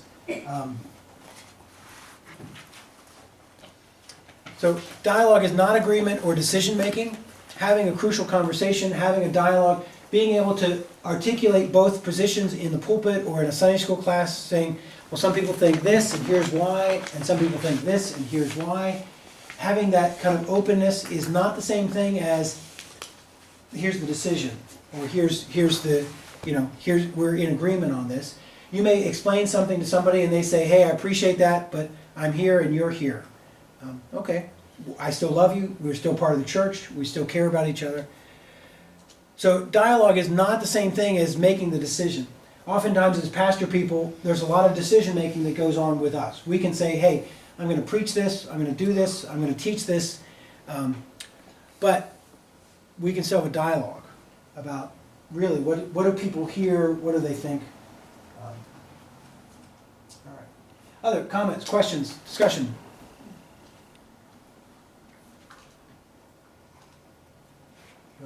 You're all mastered the, yeah, Ken, thank you. What do you see as your role when you're in a conversation with somebody as their pastor versus when you're moderating the session and the session needs to make the decision?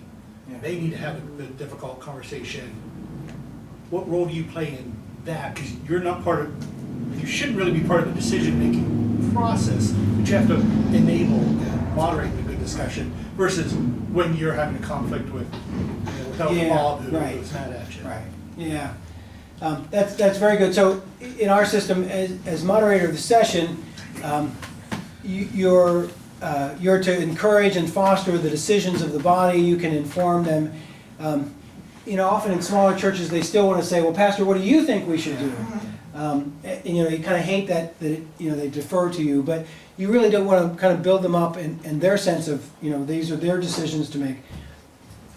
So, you can help facilitate a difficult conversation. So, somebody on session says, let's pass this policy about not letting kids skateboard on our sidewalk. This is really dangerous. These kids are terrible. They're hanging out smoking and doing these things. And you're thinking, well, gosh, we should really be thinking about having a ministry with those kids, we should be out there skateboarding with them. And, nobody else is speaking up. So, right, do you sort of challenge the session? I think part of your role is to say, what's more of the story, or yes, it's a liability issue, but is it something of a ministry question? Is there anybody that would like to think about and talk about how we minister to people outside the church doors? And hopefully somebody would say, well, yeah, Pastor, we want to do that. So then you're starting to create an opportunity. So maybe as the moderator, you're more about fostering discussions or opening up that pool. When you're moderating, you sometimes say, okay, this person always is kind of pushing their agenda and pushing their opinion. And I know this person has good thoughts, but she never speaks up. So you could say, well, hey, why don't you share your thoughts? And I know you've thought about this before. So more about filling up that common pool in a detached way.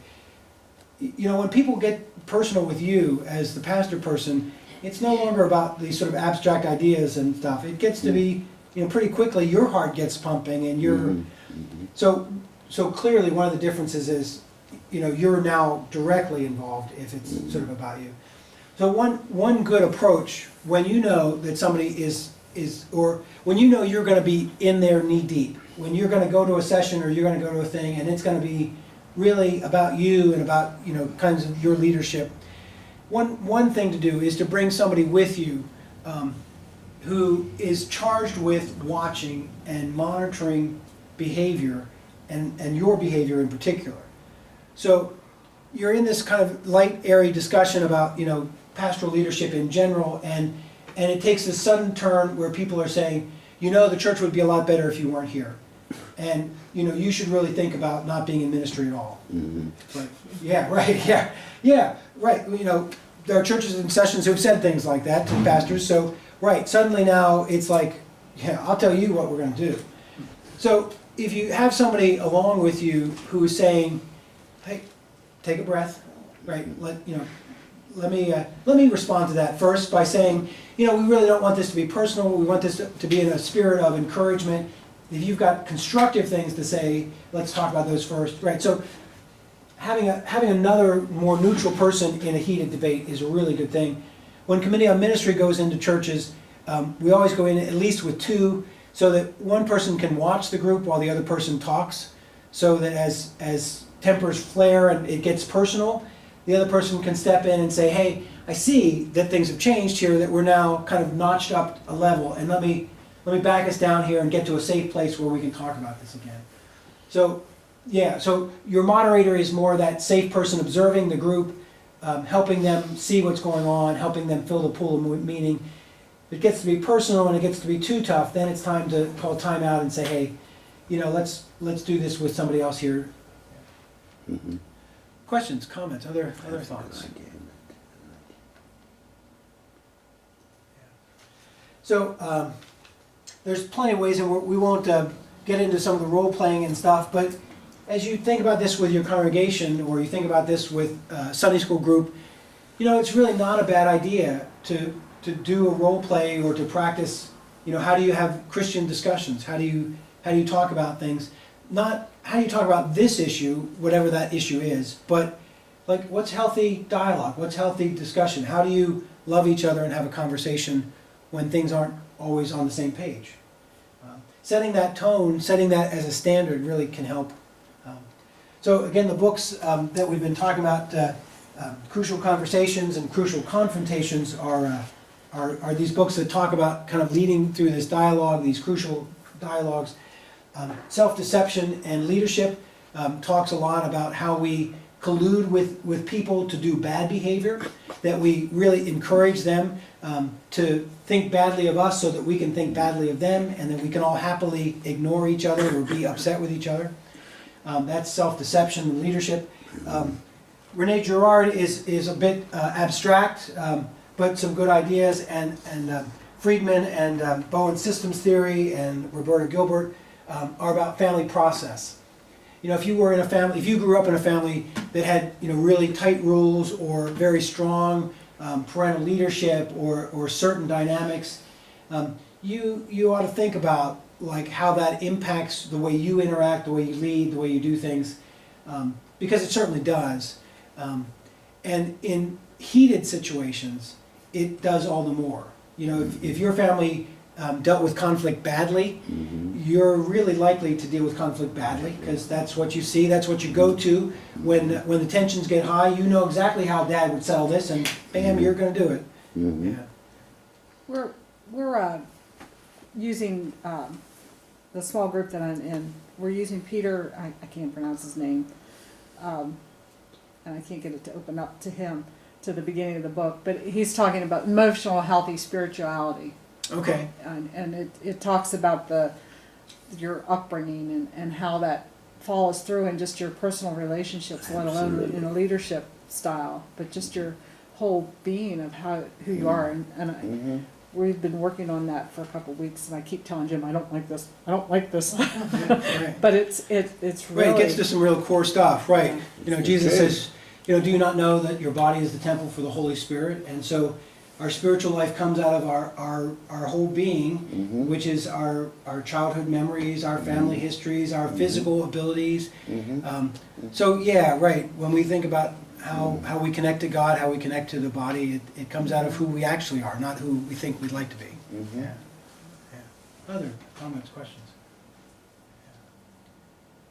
Well, let me finish with this prayer, and as I do, you know, ponder your relationships, your conversations, you know, that we would pray for wholeness in our society, which is ever so fractured, ever so fearful, ever so anxious. This is such a great prayer. Lord, make me an instrument of your peace. Where there is hatred, let me sow love. Where there is injury, pardon. Where there is doubt, faith. Where there is despair, hope. Where there is darkness, light. Where there is sadness, joy.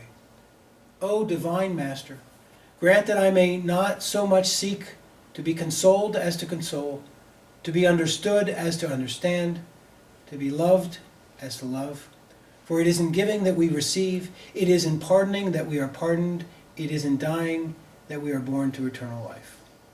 Amen. Amen. Doug, thank you. Thanks, everybody. Yeah.